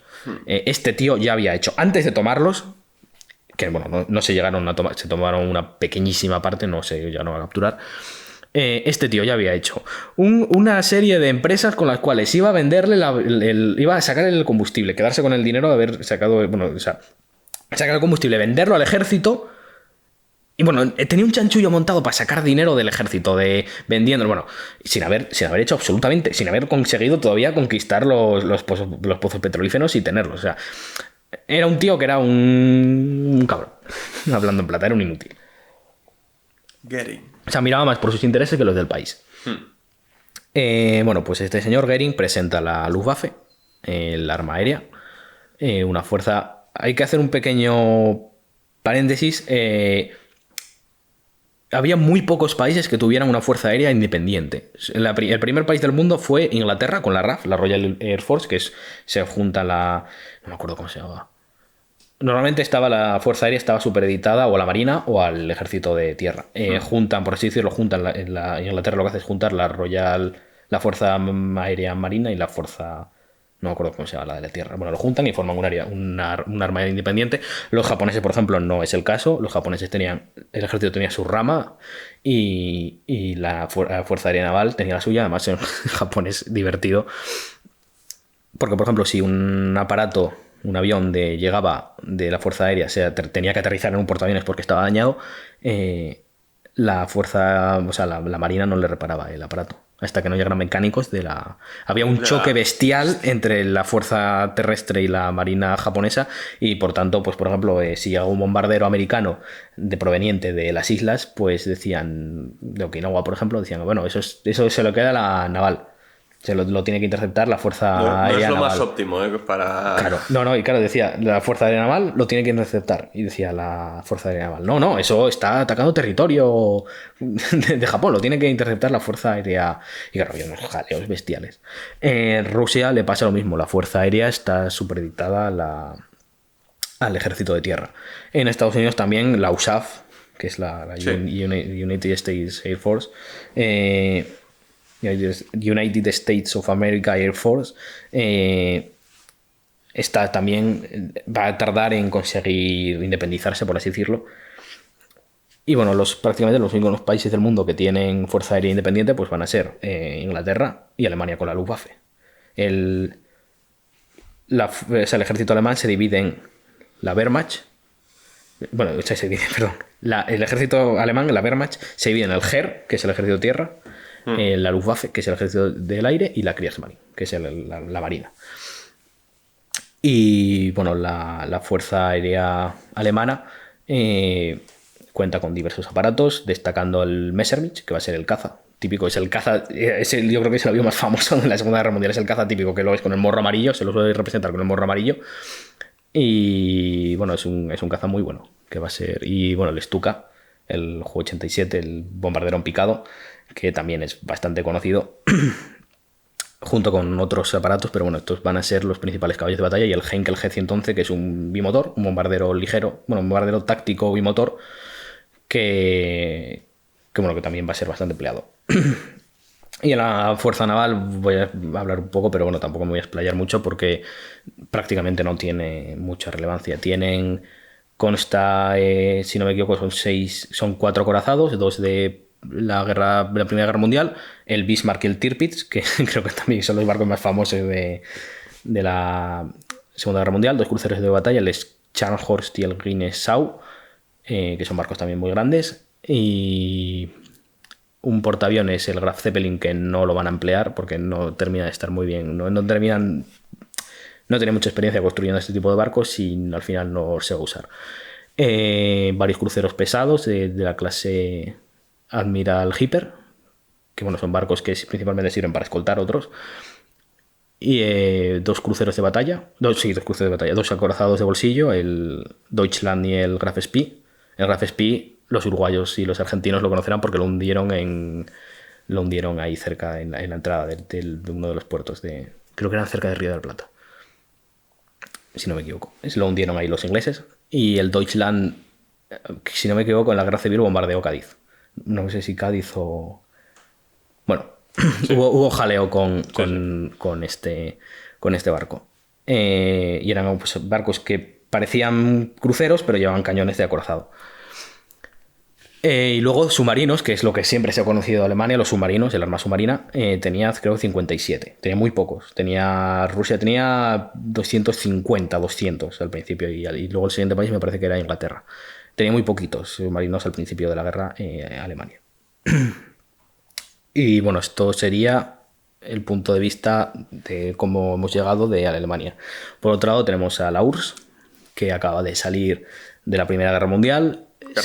Guerra civil, en la cual se tiene que enfrentar, por un lado, a los blancos, a los rusos blancos, los rusos zaristas. Y por otro lado, cuando termina la Guerra Civil, hay varios países que se independizan. Polonia, Ucrania, Rumanía también tiene bastante territorio. Y se va a tener que enfrentar también a esos países. Sobre todo, principalmente, su mayor enemigo va a ser Polonia, que va a agarrar bastante, bueno, no bastante territorio, pero bueno, va a dar bastante guerra.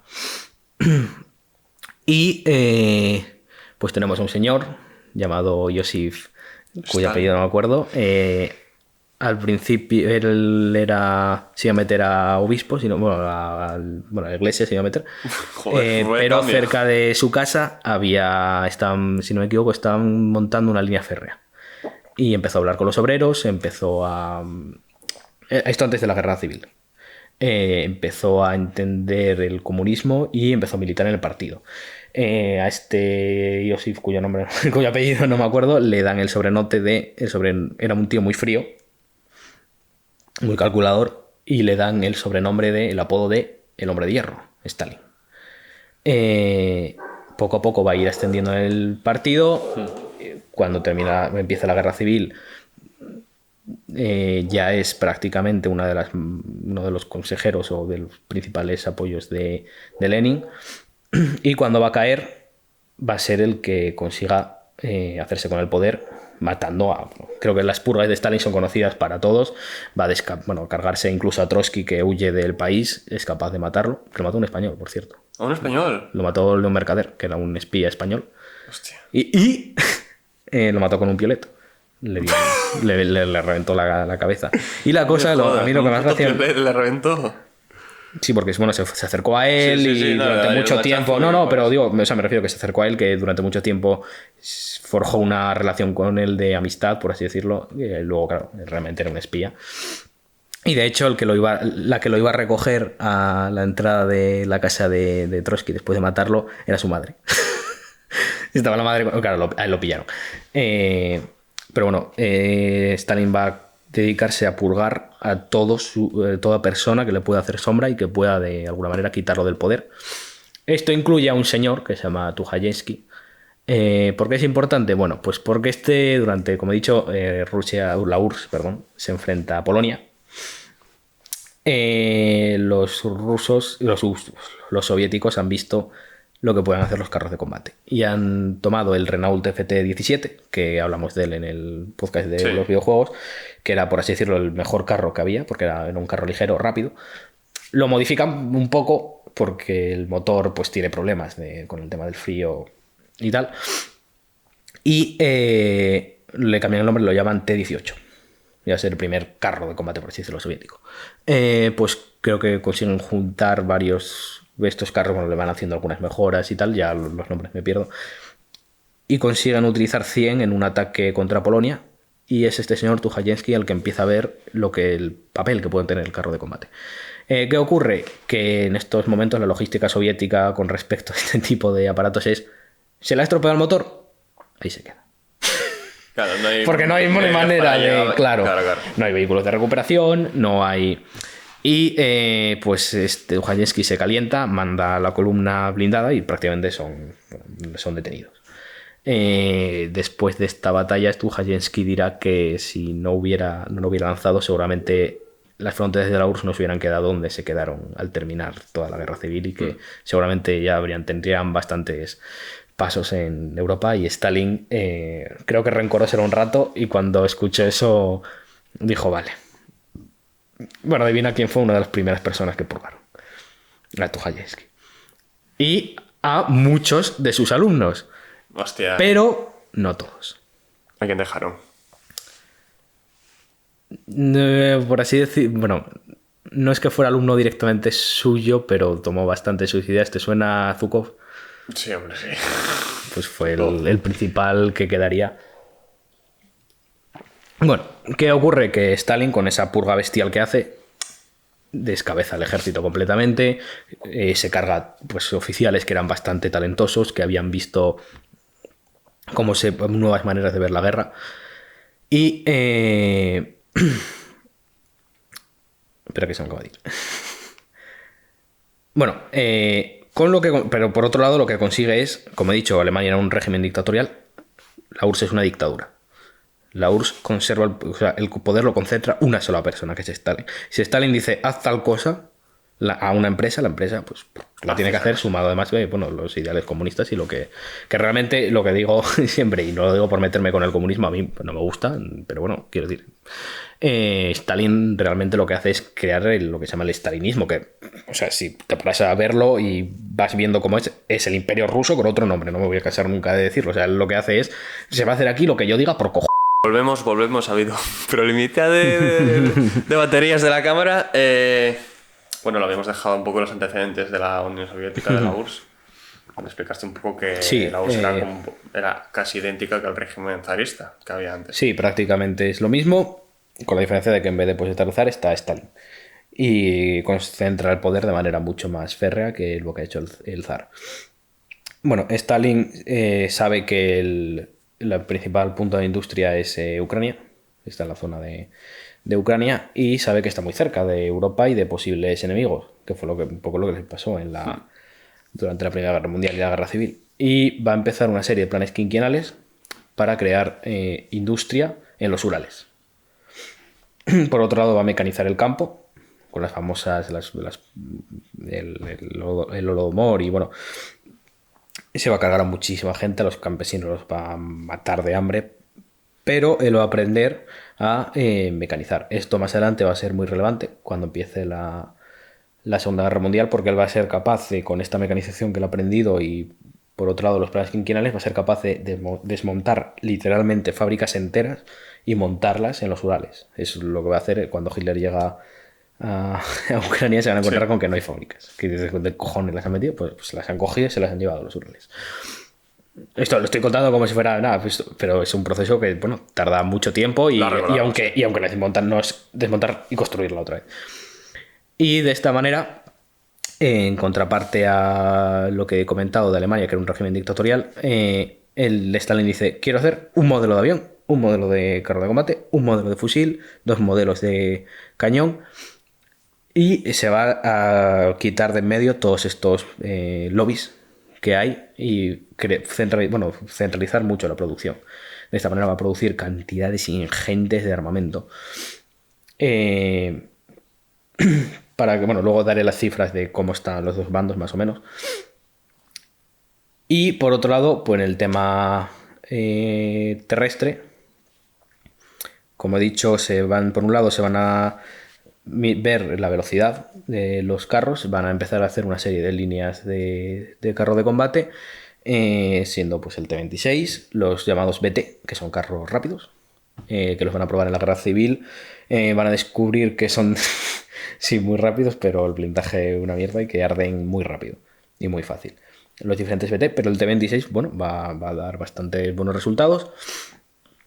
Y junto con los diferentes ¿cómo se dice? Los tratados de los que he hablado con Alemania, van a ir creando una serie de líneas de carro de combate y van a llegar al llamado A-32, que es un carro pues bastante bien, tiene blindaje inclinado, el cual te da 10 milímetros prácticamente más de blindaje porque te permite desviar los proyectiles. Hombre, si te mete un Tiger o un zambombazo, pues no, eso no le desvía nada. Pero no, nada. Pero el problema es que este carro tiene un cañón, si no me equivoco, de 37 milímetros. Un cañón muy... Y cuando va a ver Stalin, le enseñan el Panzer III, que es la joya de los alemanes.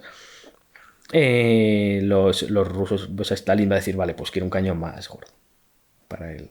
Y le van a colocar un cañón de 75 milímetros, dando lugar, el A-32 pasa a llamarse T-34-76. ¿Y por qué hago énfasis en este carro en concreto? Sobre todo porque va a ser el carro que dé la victoria a los rusos, o sea, a los soviéticos. No, o sea, la Segunda Guerra Mundial no se puede tratar de comprender sin la participación de este carro de combate.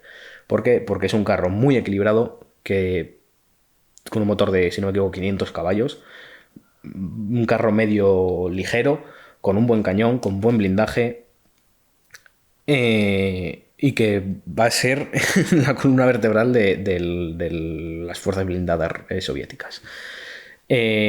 Junto con estos, vamos a decir, carros ligeros rápidos, prueban, hay otra serie de carros que hacen, que son los multitorreta, los T-35, que son carros pesados, enormes, con varios cañones, varias torretas. Los prueban en la guerra de invierno, no terminan de cuajar y al final se ha hablado de este T-34, que es la bestia rusa, crean un monstruo que es el KV-1, que es un carro muy bien protegido, más lento, con un cañón muy potente, no me acuerdo ahora el calibre, pero bueno, es un carro bestial. Y junto con el KV-1 va a venir el KV-2, que tiene un cañón, creo que son 150 milímetros, una barbaridad. Era, para que te hagas la idea, tenían que disparar la torreta con las urbas mirando hacia adelante. Si la torreta la giraba, el carro volcaba del retroceso. Era un cañón era bestial el cañón que tenía. Y bueno, pues eso realmente es el... armamentísticamente y luego socialmente, que también es muy importante... el ciudadano soviético, si bien los más mayores, la gente más mayor, veía realmente a Stalin pues mal, porque lo cierto es que sabían lo que había hecho, sabían la gente que le había matado, que además, por ejemplo, las purgas eran juicios públicos, quiero decirte, y hacían propaganda de ello. Las generaciones más jóvenes, los jóvenes, los chavales de veintitantos, de 10 y pico, veintitantos, lo cierto es que habían comenzado se habían abierto muchas escuelas, estaban empezando a ver que su situación iba a cambiar, que no era como sus padres, que habían sido campesinos y que, bueno, dentro de lo que cabe, no sé que no todos, estoy generalizando, pero la mayoría de la población rusa pues eran campesinos, gente del campo, y ellos estaban viendo que esta situación que cambiaba y que podían cambiar sus vidas, con lo cual, cuando empiece la Segunda Guerra Mundial, van a defender este nuevo cambio con todo.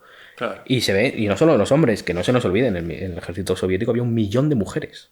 Y no estoy hablando de trabajando en hospitales de campaña como en otras naciones. En el frente. Estoy diciendo en el frente, servidoras de arterias antiaéreas. O sea, por ejemplo, los pilotos alemanes en la batalla de Stalingrado les tenían miedo. Eran tiradoras muy buenas de piezas antiaéreas. En artillería, en reconocimiento, bueno, hay francotiradoras muy conocidas. De hecho, la primera escuela de francotiradoras que se arma, creo que es en Moscú, la creó una republicana española. Aéreas, bueno, qué decir, la Rosa Blanca de Stalingrado, esta AS que derribó, no me acuerdo cuántos derribos consiguió, pero bueno, era muy buena. El regimiento de bombardeo aéreo, que el 588, las brujas de la noche las llamaban, que a los alemanes los masacraron. Pues Stalin en cierto modo consiguió de esa manera ponerse a la población, sobre todo la más joven, ponerla de su parte. Y luego en el tema naval, pues tenían creo que 3 acorazados, tenían varios cruceros, habían empezado a hacer una producción de superacorazados, los Sovetskaya Soyuz, pero al final no, cuando empieza la guerra pues los tienen que parar, mandan algunas baterías a Leningrado, me parece, a defenderlo, y luego la mayoría lo destruyen, o sea, los desguazan, vaya, y aprovechan el acero pues para hacer diferentes máquinas. Y entonces pues nos encontramos a comienzos de 1941, la Segunda Guerra Mundial está empezando a... Ya lo sabes, ya lo hablamos, que a mí me parece que la Segunda Guerra Mundial empieza cuando entran Japón y Alemania en la guerra, porque sí, Francia, el Imperio francés y el Imperio inglés tenían colonias, pero no se luchan las colonias, se lucha en Europa. Se lucha en Francia y se lucha, bueno, en el norte de África. No es una guerra mundial como tal, no es una guerra que se luche en todo el mundo. Claro, que es al final lo que se acaba convirtiendo. Hay acciones como las que he mencionado, el Graf Spee, que lo hunden en Uruguay, pero son anecdóticas. O el Cormoran, un corsario alemán que hunde barcos en Australia, pero son anecdóticos. O sea, los enfrentamientos colosales son en Europa. Y sobre todo sucede en 1941, que cae Francia. Que para que, o sea, nosotros ahora el meme de... no, el francés con la banderita blanca... era el mayor ejército de Europa. El de Francia. Era Francia, la Primera Guerra Mundial la gana Francia, no la gana ni Inglaterra, ni la gana la Rusia zarista, ni la gana Estados Unidos, la gana Francia. Y ha sido derrotado en nada. O sea, y un ejército que era superior en número al alemán. Sumado a eso, Inglaterra se ve sola, prácticamente. Empieza la batalla de Inglaterra, una de las batallas aéreas más importantes, sí. No la más grande, creo que la de Kursk, más adelante entre rusos y alemanes va a ser todavía más grande. Pero bueno, empieza la batalla en Inglaterra, se enfrentan tropas italianas y alemanas a los ingleses en África, el Afrika Korps, del cual también hay que hablar porque bueno, es muy, muy interesante. Ahí está Rommel, ¿no? Ahí está Rommel. Y van cayendo países, va cayendo Grecia, Yugoslavia. Bueno, ya anteriormente Austria, Checoslovaquia y parte de Lituania pues han caído. Es imparable el ejército alemán. O sea, ese era el sentimiento que se tenía en esos momentos. Y por cierto, es todo dato curioso, pero el combustible que utilizaban los aviones alemanes para atacar Inglaterra en la batalla de Inglaterra se lo habían dado los rusos. Y se lo suministraron los rusos, ¿eh? Que no se nos olvide que le suministraban mucha materia prima. ¿Y qué ocurre? Pues bueno, Hitler en su libro el Mein Kampf dice que no se puede volver a luchar en dos frentes como se luchó en la Primera Guerra Mundial. Y entonces pues Stalin está tranquilo, están atacando Suez, están atacando Inglaterra y África, pues dice, bueno, pues yo no me van a atacar. Y por otro lado... Bueno, estaba el tratado del Ribbentrop-Molotov, Claro, que hablaste de él en el cual se repartía en Polonia. Sí. Sí, bueno, Polonia también cae, que se me había... y es bastante, Mítico, bastante importante. Que da bastante guerra los polacos. O sea, a mí me parece que... O sea, los polacos... Para ir a caballo. Bueno, a ver, y tenían algún cacharro guapo. Tenían Sí, fusiles anticarro muy buenos, que era un proyecto súper secreto. Y la Polonia... O sea, la guerra de la doctrina de armas combinadas alemana, donde se perfecciona es en Francia. En Polonia tienen muchas... O sea, a ver, muchas bajas. Tienen más bajas de lo que se esperaban. Y de lo que podrían haber tenido en... Polonia se les resistió para lo que era, se defendieron muy bien. Los que lo hicieron, bajo mi punto de vista fatal, fue Francia. Por otro lado, a ver, habían ganado la Primera Guerra Mundial, habían sido el país que creo que más bajas tuvo, si no me equivoco. Se les había prácticamente, dicen, si ahora entramos en otra guerra como la Primera Guerra Mundial, se nos va otra generación, o sea, el país se hunde. Sí, sí, sí. Y en parte por eso... Por eso se rinden como bueno, tan fácilmente, que en cosa de semanas. Bueno, tampoco caen. pensaban que podían meter sus tanques por el bosque de las A ver. Ardenas, ¿no? En teoría. Bueno, esto sí, un pequeño... A través de Bélgica. Sí, arriba, ahí... digamos. Francia lo que había hecho en la frontera con Alemania, que era la línea Maginot, que es la mayor línea, yo creo, defendida de la historia de la humanidad. Es un complejo de búnkeres, de cañones, de baterías fijas antiaéreas. ¿No pensaron en completarlo por arriba también? Por la Hubo frontera de algo... Bélgica. Claro, pero... Para esa posibilidad de que puedan entrar por ahí los alemanes. A ver, ellos contaban con que iban a repetir el Plan Schlieffen. El Plan Schlieffen es el que se ejecuta en la Primera Guerra Mundial, que dicen, vale, no podemos... O sea, para intentar terminar de rendir a Francia, vamos a entrar por Bélgica, que es un país neutral, le entramos por Bélgica y atacamos desde nuestra frontera con Francia, que ya habían invadido bastante.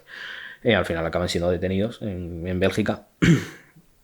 Y los franceses contaban con que iba a pasar lo mismo. Entonces, la situación más o menos antes de muy rápido la batalla de Francia, está la Maginot en Alsacia-Lorena, que es una línea súper fortificada que los franceses y los alemanes contaban con que no se iba a atacar. ¿Qué pasa? Que al lado, en la parte... Si te pones con el mapa, si te pones Francia adelante, la parte izquierda que linda con Luxemburgo y con Bélgica, ahí hay un bosque, el bosque de las Ardenas, que se consideraba impenetrable para los panzer alemanes.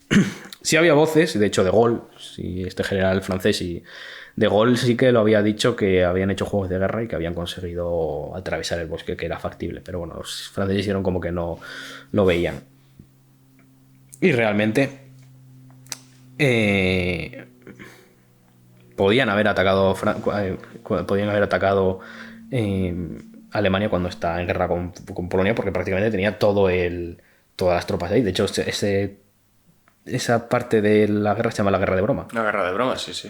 Porque los franceses y los alemanes podían haber entrado, además... Porque ya estaba declarada la guerra. Sí, no, estaba declarada. Por cierto, una guerra en la cual Alemania no quería verse metida. Eso que no se lo olvida, que dice, no, es que Hitler era el que quería conquistar el mundo. No, a ver, Hitler quería conquistar su zona de influencia y luego ya ver cómo se desarrollaban cómo iba, pues a lo mejor sí que hubiera invadido o tratado de invadir Estados Unidos. A ver, a mí me parece esto ya muy de megalómano y muy... No creo que hubiesen podido. O sea, Hitler no era un loco, como se plantea. Era un tío... Sí es verdad que al final de la guerra era un tío, una persona ya completamente rota y completamente... Pero no era un loco, era una persona, pues dentro de lo que cabe, tenía sus manías. A mí, por ejemplo, dejando de lado el aspecto ideológico, que por supuesto lo rechazo completamente, era una persona... Le gustaba procrastinar. Dejaba todo siempre para el día siguiente. Y luego, pues, por ejemplo, dormía mucho, estaba todo el rato interfiriendo con el ejército. Era muy complicado hacer planes además tenía mucha verborrea, empezaba a hablar de un tema y te saltaba, te cambiaba de tema. No era alguien racional, alguien que...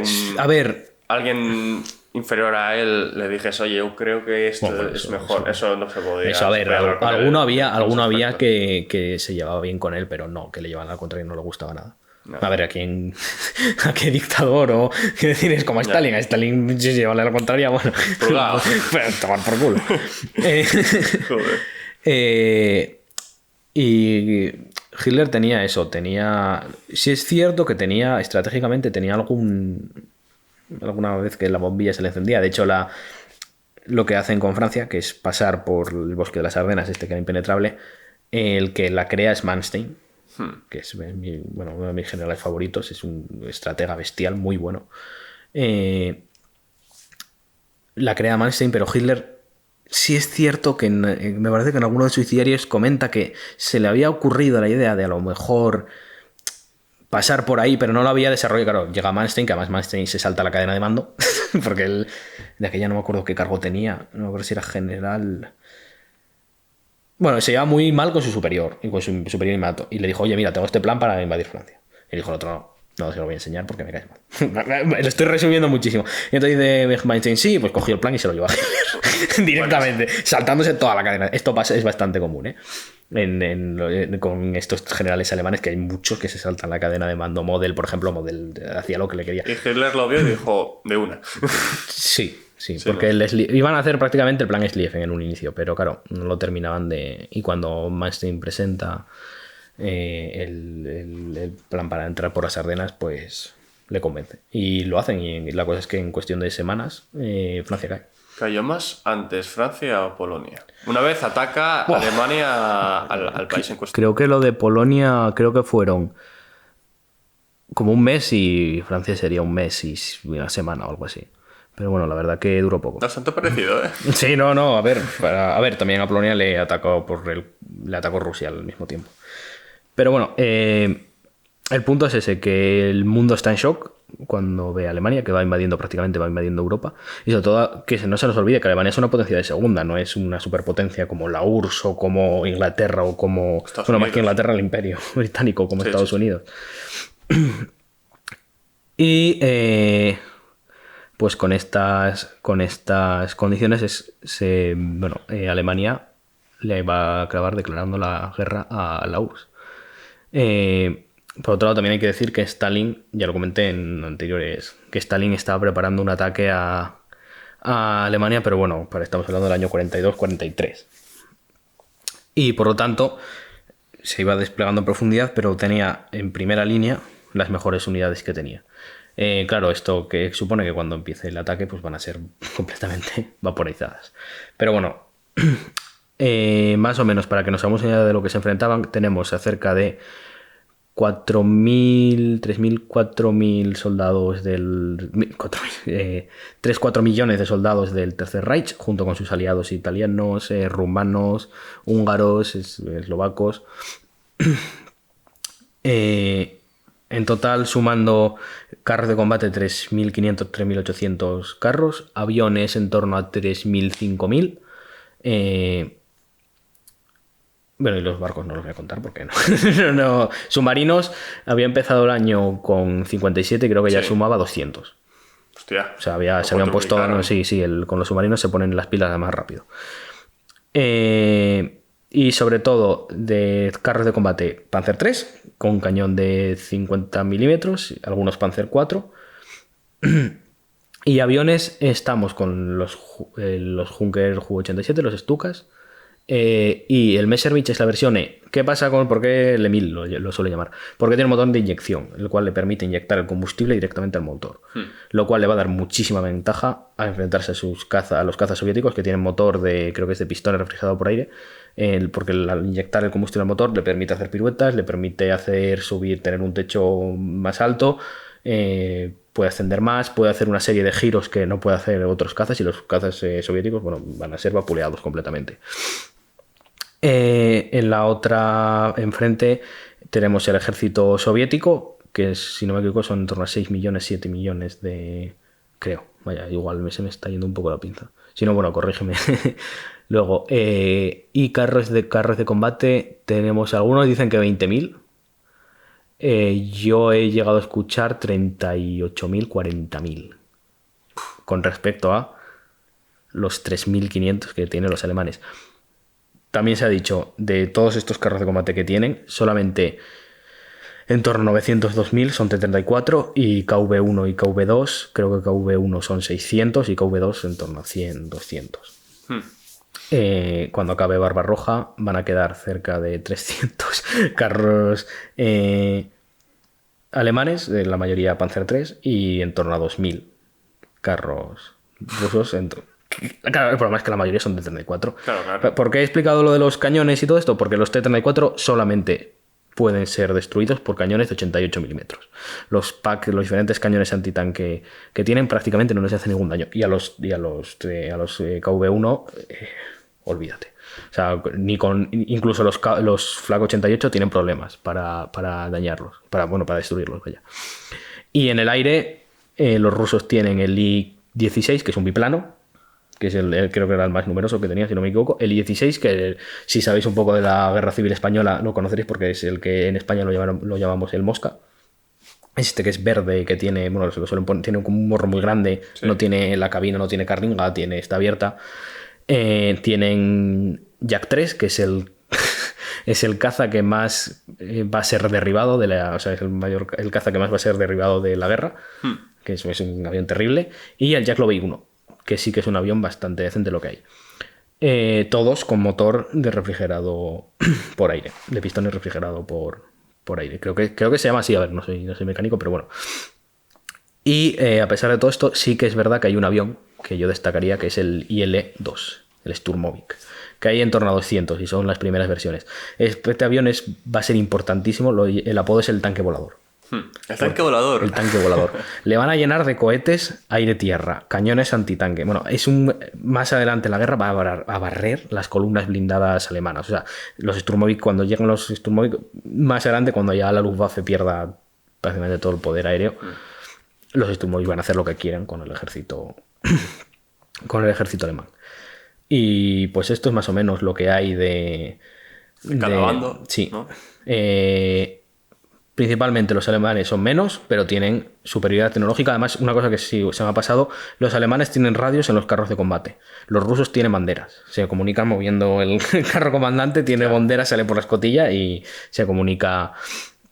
Esto es importantísimo, la comunicación, claro, y la cohesión. Si habéis jugado alguna partida, por ejemplo, el Valorant, vosotros solos con gente que no conocéis, creo que es terrible. Mientras que si tú por lo menos vas con un grupo de gente, claro, en Discord... Y estás comunicando, yo voy por aquí, claro, tú vas por ahí, claro. Hacemos esto. Y eso, por ejemplo, a los franceses les falla. Los franceses tenían el Somua y el Char 1, que eran carros muchísimo superiores a esos carros que incluso en el 44 los alemanes los capturan y los van a seguir utilizando, pero no tenían radios tampoco, y van a ser los carros alemanes que eran inferiores van a ser capaces de superarlos mediante coordinándose. Y lo mismo va a pasar con los rusos. Es verdad que los T-34, los KV-1, los primeros que no tienen radio, sí, individualmente son capaces de machacar. A lo mejor hay un KV-1 que creo que machaca una columna de 23 Panzer IV. Sí, que el Panzer IV tenía un cañón de 75, como el T-34, pero un cañón de 75 corto. El otro es largo. El otro es largo. Entonces, al ser corto, no da la suficiente velocidad de salida al proyectil para ser capaz de atravesar al T-34. Y aquí, bueno, va a haber 1.000 millones de maneras. Además, el problema que tienen los rusos es que no tienen buenos cañones anticarro. Tienen el M1936 y el CIS-2, que no terminan de ser buenos anticarro. Más adelante sí que van a sacar fusiles anticarro. Y aquí es cuando se crean estas granadas que tienen un montón de cabezas, granadas de palo, diferentes tipos de cargas magnéticas y que se pegan. Bueno, van a hacer mil historias para intentar salir al paso los cócteles Molotov, que se van a usar mucho en ciudades para destruir vehículos. Pero bueno, lo cierto es que en campo abierto es muy difícil, sobre todo porque un carro de combate normalmente va acompañado de infantería y claro. En los manuales, por ejemplo, dicen que con la gorra, que tú si le pones la gorra en el visor al carro de combate, vale, súbete tú a un carro de combate en movimiento apoyado por infantería, con encima pues los carros rusos que tienen los carros ligeros pues tienen torretas que a la infantería puede que a un carro de combate alemán no le puedan atravesar un T-26, pero tiene una torreta, tiene una ametralladora que a la infantería la fríe. Y bueno, pues esto es un poco los antecedentes de la Operación Barbarroja. Y el mayor frente, ¿no? de la guerra, de la Segunda Guerra Mundial. Sí, pero no es la mayor operación, el mayor ataque de la historia, es el segundo. El primero es la Operación Bagration, que va a ser por así decirlo, el contraataque ruso que ataca en todo el frente y pues con el cual van a conseguir echar a... Principalmente empiezan en Bielorrusia, pero bueno, al final acaban consiguiendo echar a los alemanes. Hasta Berlín. Sí, a ver... No va a ser inmediato, pero es lo que ya va a debilitar completamente el ejército. Pues la Operación Barbarroja va a tener que ser tratada en otro podcast, porque no hay tiempo para más, señores. Antes de dar por finalizado este vídeo, Tomás, te doy la palabra para que hagas tu anuncio. Bueno, voy a hacerme un canal de YouTube para hablar de mis temas. Principalmente yo creo que va a ser historia. Pero bueno, también voy a hablar pues de juegos, de series, de algún anime, de alguna película. El primer vídeo espero poder tenerlo para cuando salga este podcast y que salgan a la vez. Voy a hablar un poco de Oppenheimer, de la película, que os la recomiendo muchísimo. Si no la habéis visto, es muy buena, es un poco larga, son 3 horas me parece. Sí, es la más larga de Nolan. Sí, pero muy, muy, muy buena. Y bueno, hablaré un poco del impacto que tuvieron las bombas atómicas, de cómo se creó y pues bueno, de todo esto.